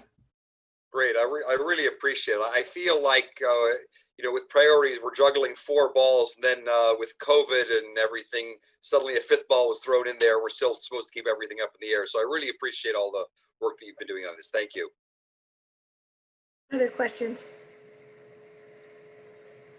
Can I ask Councilmember- a question? Can I ask Kara a question? I just wanted to Sure, go ahead. make sure I understood. So you're folding these ideas, or you're analyzing these ideas as part of phase 2, but they will get, that analysis will also show us what the impact would be, kind of like the cost benefit analysis of any of those strategies? Yes, so we'll be coming back to council in the future as we begin to kick off phase 2. And at that meeting, we'll present the results from phase 1. So you kind of know what the community was interested in, what the initial technical analysis said. And then we'll give you kind of our proposed approach to phase 2 in terms of how we would share strategies with the community for feedback, what kind of analysis or information would be helpful to gather in terms of things like cost, co-benefits, or other criteria that would help you make decisions in the future. So that kind of framework for how to analyze strategies will be presented to council at a future meeting. And that way, when we kick off work on phase 2, we'll know what kind of information you're looking for that would help us to prioritize strategies. But we won't not necessarily know, if I am understanding your answer, we won't necessarily know the potential impacts of any one strategy versus another until after phase 2? Yes, I think at the end of phase 2, we'd have that information. We want to both solicit what strategies are of most interest to the community and then do some analysis for what kind of impact they would have. And then in the final phase, as we prepare the plan, we would kind of bundle all of that together in terms of strategies that are high impact, that align with the criteria to help prioritize them. And that would be reviewed by council as part of the review and adoption process. Okay, thank you. Could I, Mayor, if I could, I just wanted to add a clarification point to make sure if we're on the same page. What I heard was the process is we're gathering input from what the community may be interested in, but we're also going to conduct analyses on those potential options and others to determine what, to put more simply, might be the biggest bang for the buck, or what might be some trade-offs. So it may not be simply, if I heard correctly, a matter of pursuing the initiative that the community may be interested in if they happen to be a very high cost with a very low reduction in greenhouse gas, or conversely, there may be some that are just the opposite, that are lower cost, that have a high value in terms of greenhouse gas reduction, but that we'd be looking at a mix of input from the community as well as research and feedback from other technical experts. Is that an accurate summary, Kara? Yes, thank you. Thank you, and that was what I was trying to get at. Thank you.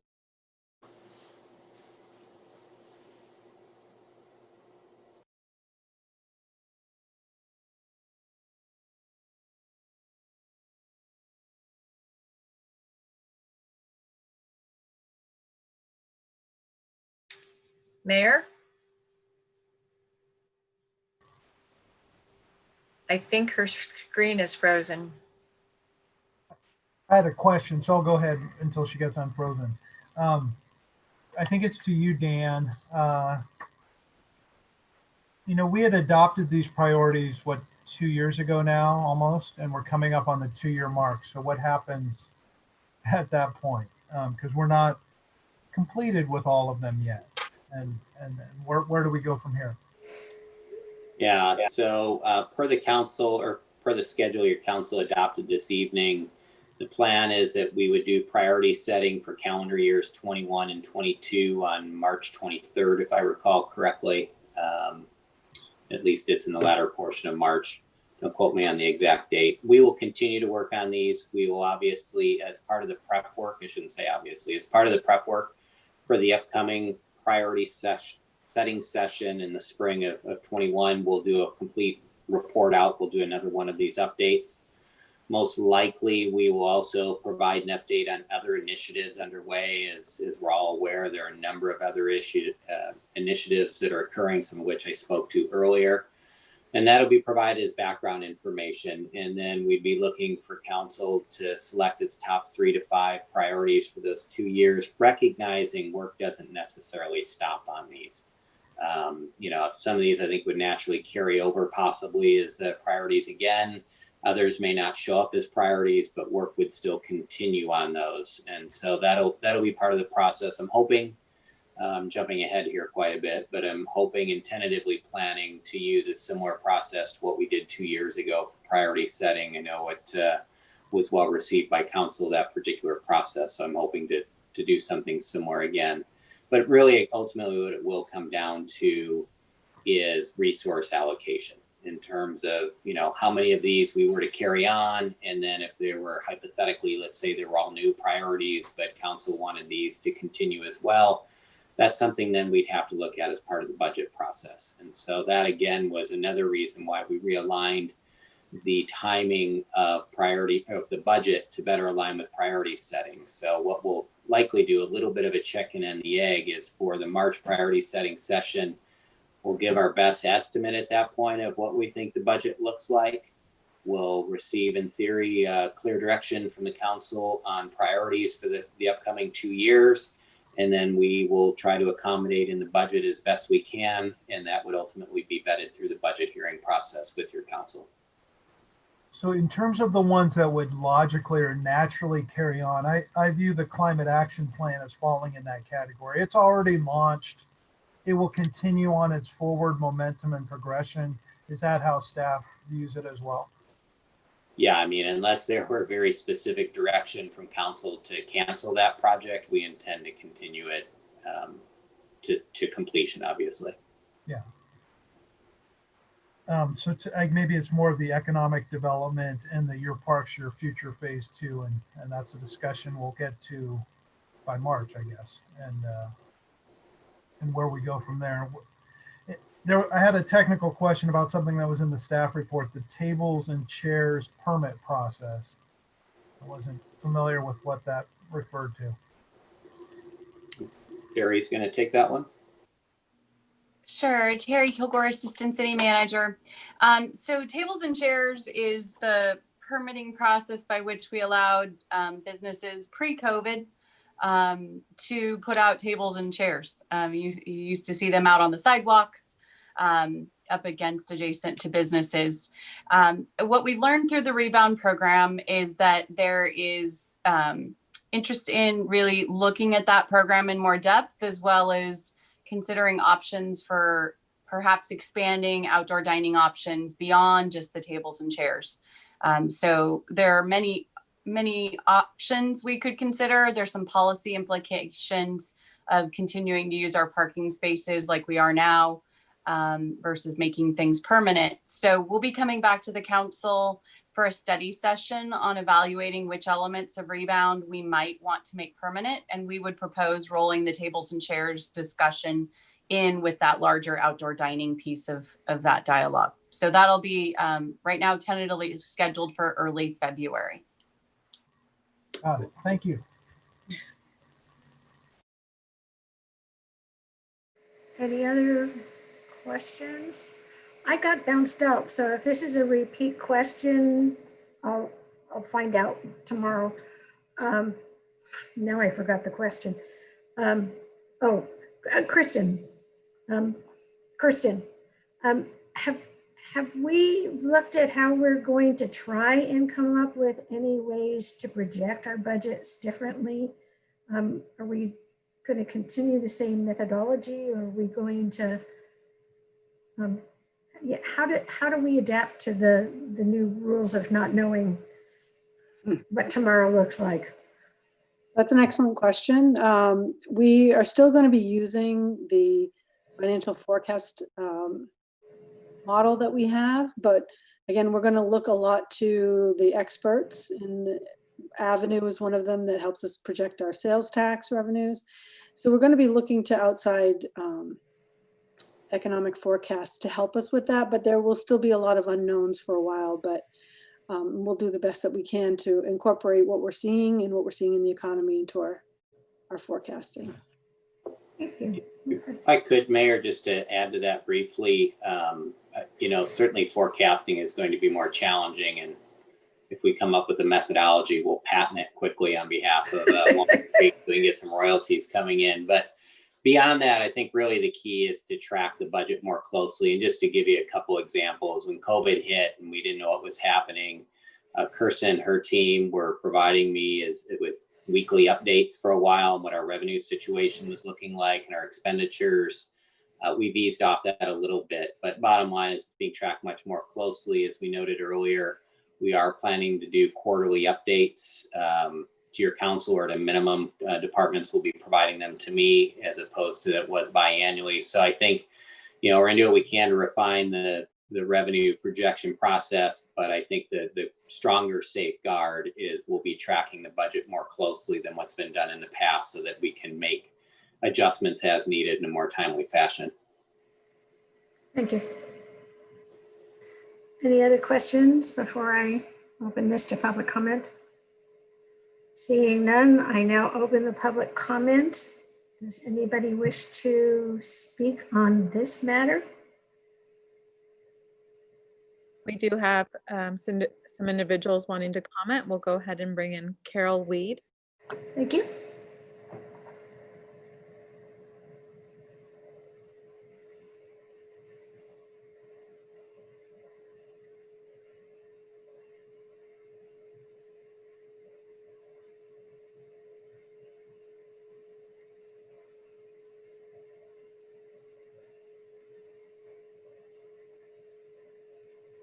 Dr. Weed, I'm concerned that you still have your mute on. Thank you. Okay, we're unmuting it twice. You can hear me now though, yes? We can, yes. Okay, so my question is, with financial planning, where and when would consideration of divestment from fossil fuels and the city's funds happen? It's something that the council had talked about at the end of 2019 briefly.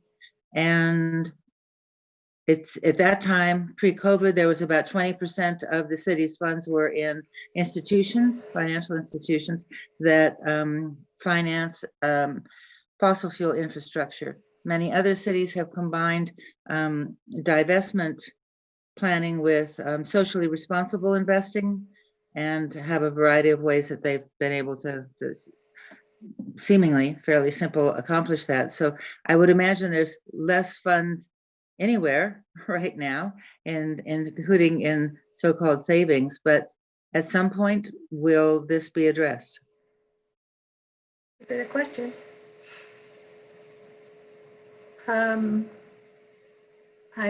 Is there any other public speaker? I do not see any additional hands raised. Okay, thank you. We'll take the question under advisement. I'm now closing public comment and bringing it back to council. Do we have any comments?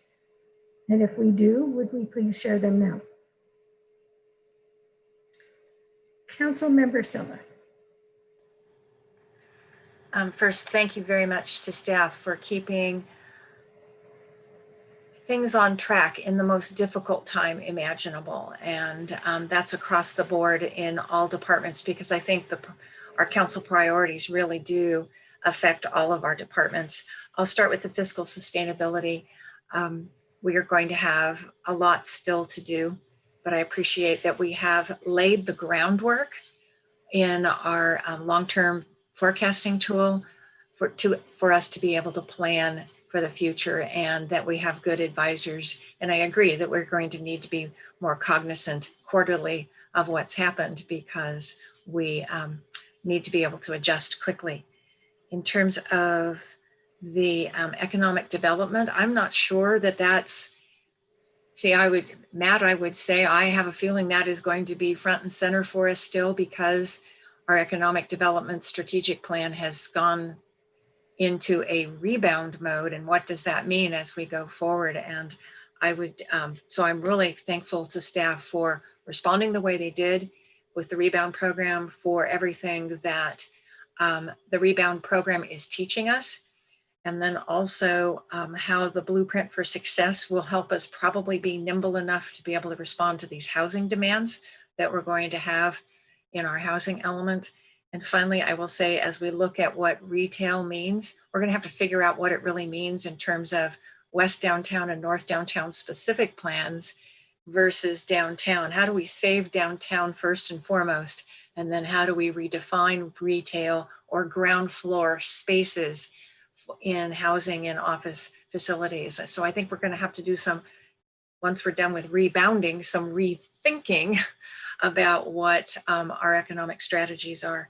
And I'm glad the Sustainability and Climate Action Plan have been moving forward, and look forward to finding out what some of our best opportunities are. And at some point, we will be able to get started again on Your Parks, Your Future.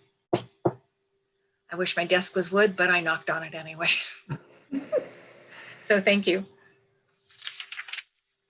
Anyone else have comments?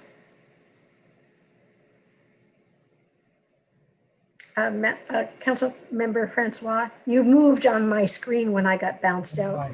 My hand disappeared. Thank you. I'm concerned, I think, as we all are, with the number of vacancies in the retail sector, especially on Main Street. It's concerning. And so I think that there's going to have to be a concerted effort. I'm glad that we're being forward thinking in terms of hiring a consultant to help us with retention and attraction of retail. I think the economic development plan that we adopted 2 years ago was forward thinking in some regards there, in terms of looking at Broadway Plaza and downtown as an experience-based area, that it was already shifting away from a sole focus on retail. And some of the projects that this council has approved, like the Foundry project, dovetail, a big food market downtown. I think once people want to come out again and it's safe to do that, those types of things I think are going to be quite popular. I would like us to, there's going to be a focus, I know, initially on retail, but then also I'd like us to have an office attraction strategy. And there's a lot of discussion, there's an article every day, it seems like, in the paper and the Wall Street Journal and the business journals about how office is shifting now. It used to be everybody wanted to be downtown in a big high rise, and now no one wants anything to do with that. The suburban office park is back in vogue, and I'm thinking, Shadelands. So it's, it's sort of like, and now we can't just react because it's right now. We have to see how this kind of shakes out a little bit, but kind of this hub and spoke idea and the suburban office park and ground scrapers, I think there's going to be a shift, hopefully, finally, where employers don't just realize they have to be in Mountain View and Cupertino, but look at the Bay Area and look at LA and other parts around the state as more of a regional basis, that they can have a system of offices ringing the area, and people can just go to their local office and they can still have a dedicated office space that's not their home. Because I think people, I know I appreciate that, and I think a lot of people still long for that in terms of productivity and being able to collaborate with people and work together, but they don't all have to be at the same place.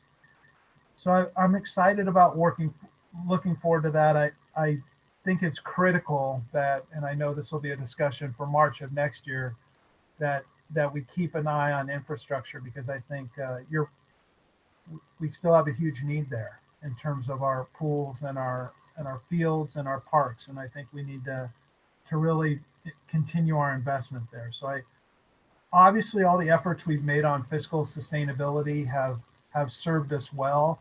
And we were able to close a $22 million gap between the two budget years, with still tapping reserves, but not having to tap as deeply if we hadn't been prudent all along. So I want to see our efforts on the climate action plan and sustainability plan continue forward, but I'm confident that they will, given that there's forward momentum on that now. We've dedicated the funds for a consultant and to get it going. So thank you to staff.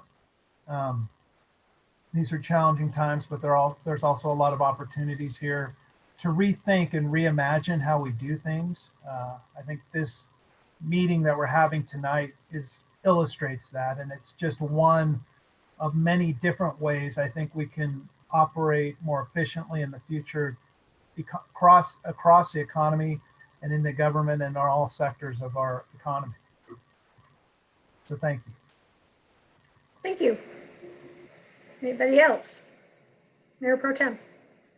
Thanks, and I'll echo some of Matt's comments as well. The fiscal sustainability, had we not been prudent along the way, we would have been in desperate shape.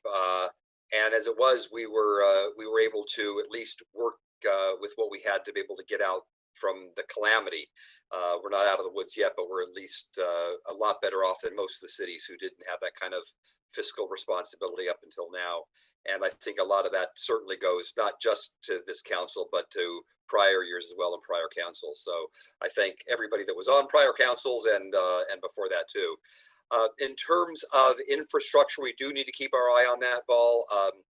And that's going to be hard because we have less money to deal with, less budget, and less reserves. So I think, but we are still in the same exact situation that we were a year ago in terms of our older infrastructure, including the pool. So that's something that we do need to pick up again. And glad to see climate action moving forward, and the economic development certainly will continue to be, as we talked about with the Thinking Mobility program, nimble. And I think that's going to be the key when it comes to economic development, is nimble. So I appreciate the work that staff has done to date. This is evolving, and this will continue to do so. And I look forward to doing this into the next year as well. Thanks. Welcome. I can't find council member, so I guess. All right. I'm going to say change is never easy, and change is what we've had all year. We've had to adapt to so much. I've even almost forgotten what the old normal was. So that does get us to erase our must-haves from the old times and substitute in things that might work better for the city. It is a really good opportunity to look at things new on so many levels. And I am really proud of the staff and the way they've kind of embraced the concept. It's like they were looking at us as if to say, we're ready to change. And we had to have this happen on us and encourage us to start thinking more freely and more creatively. And I appreciate the fact that you've, in many cases, taken the lead. That being said, I appreciate all the work you've done, despite the fact we had to stop and do COVID. And it's actually a pretty impressive collection of accomplishments. We have a request to accept the report. May I have a motion to do that? Move to accept the report. Second. Thank you. May I have a roll call vote? Mayor Pro Tem Wilk. Aye. Councilmember Silva. Aye. Councilmember Francois. Aye. Mayor. Looks like Justin got bounced. He's coming right now. Yeah, I'm aye as well. So it will pass regardless. Oh, here he comes. Maybe he can make, if I tap dance a little bit more, he can make his vote. Aye. There you go. Well done. Bravo. All right. Ordinarily, we would be open to adjournment, but we have kind of an open issue to deal with. Before I have the authority to extend it, but I think it is appropriate more for me to request approval and acceptance by the council, because I'm asking for more of your time to reopen the public comment. Does anybody have anything to say about whether we should or we shouldn't? And can I ask you for some more time this evening? Yep. Councilmember Silva. I was going to say, I think it's appropriate for you to reopen public communication. I would hope that you would reiterate what the rules of public communication are. which really entail that we will not be having a discussion with the audience or discussing what they report to us. It is public communication on items not on the agenda this evening. That's right. I will get the actual language to do that if I haven't lost it in the pile of papers. Oh, I found it. Oh, I haven't found it, but you've said it very well. This is, I'm assuming everybody has agreed. We are reopening public comment. This portion of the meeting is reserved for comment on items not on the agenda. Under the Brown Act, the council cannot act on items raised during public communications. But, I'm so sorry. I have them all numbered and everything. May respond briefly to statements made or questions posed, request clarification, or refer the item to staff. Is there anybody out there who wishes to take advantage of this additional amount of public comment? Madam Mayor, if I may, the council may want to ask everyone who's intending to speak to raise their hands now so that you can get a clear indication of how many people are going to speak. Thank you very much. Yes, at this moment, if you intend to request public comment, stick your hand up, the blue hand, or *9 if you're on, although I don't see anybody on a phone. I'm going to count to 15 slowly. You will watch me do it on my fingers. That will mean that at the end of the count, I will close the line for people who are going to make public comment. I'm up to 10. I'm close to 15. I see 3 people, and that is the number that we will accept for the additional public comment. Thank you, and please, City Clerk, will you bring them forward? We have Karen Perkins first. Thank you.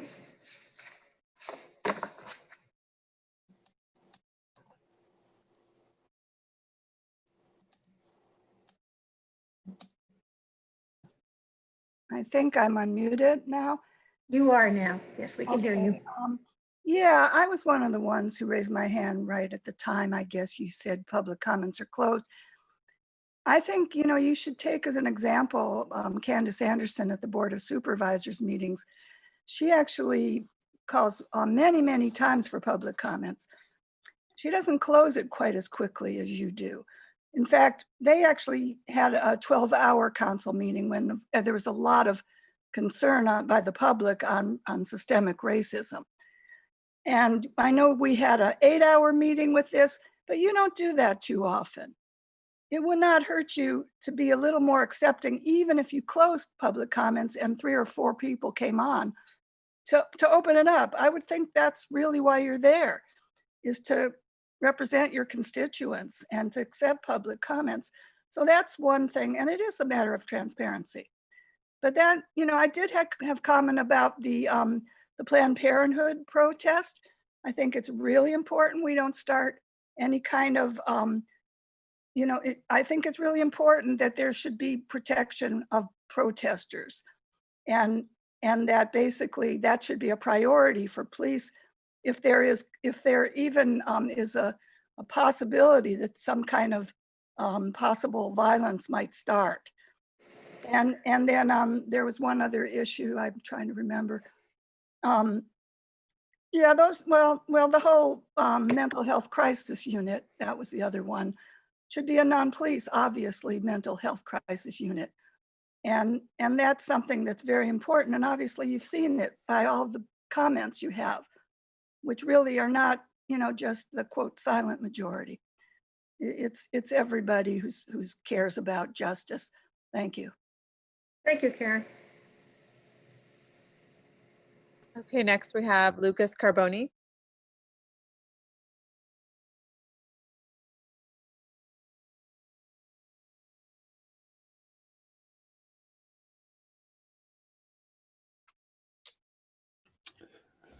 Hello, can you hear me? Yes, good evening, Lucas. All right, thank you. And thanks for opening this additional public comments period. I'd like to talk about three things today. The first was the incident at Planned Parenthood. I would like to thank Councilmember Wilk for bringing up the issue of the buffer zones, which is something that I have been talking about quite a bit. As I believe other members of the community in reaction to this incident. I think that this is an important item that would both allow for all protesters to exercise their First Amendment rights and to allow users of the clinic to access the clinic's facilities safely. I think it would also serve to cool tensions between protesters and counter-protesters. Secondly, I would like to state my support for FOSAF's demands. I do believe that any response to FOSAF's concerns regarding the statements are advised. I think we need to, as a community, heal, and I think that the city needs to adopt an according attitude, and I think it's begun that perhaps to an extent with, I think, some of Captain Hill's statements tonight, but needs to move forward on that and with additional concrete policy actions. Thirdly, I would like to talk about the RENA numbers and some of the other development discussions that were occurring tonight. These numbers, I think they're overwhelmingly likely to be approved. We're probably going to see a 19% increase, which is in housing development, which is very similar to SB 50. I think that some actions that we could take would be eliminating parking requirements within half a mile of transit. I think we could also use AB 2345, the density bonus, to allow to legalize 3-story apartment buildings in areas which are currently zoned. And last, we have Melissa.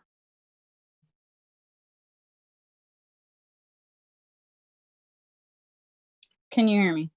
Yes. Wonderful.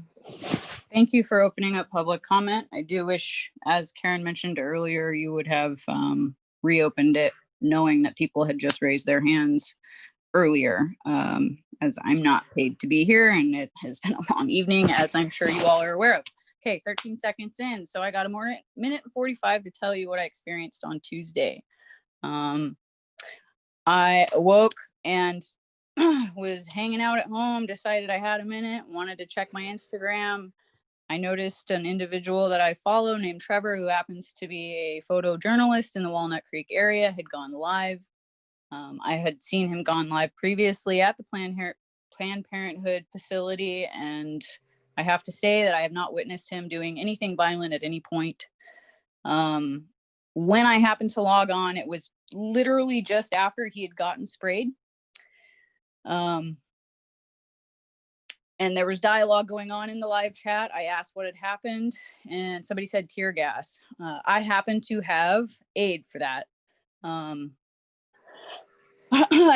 As an ex-Cal firefighter, seasonal firefighter, and EMT, my response kicked in, and I grabbed what I needed, and I'm very close at that time, and so I was able to get to him probably within 3 minutes, certainly before 911 showed up. I rendered aid to him as soon as I could, and directly following, I contacted 911. I called. I had been told that Planned Parenthood had already called, but I didn't hear any sirens or anything, and he was clear. I mean, I didn't know what had happened. I didn't know if it was tear gas. I didn't know if it was pepper spray. I just knew it was some kind of chemical warfare that had been weaponized by a security guard. It was very apparent that had occurred. And yeah, my interaction on 911 did not.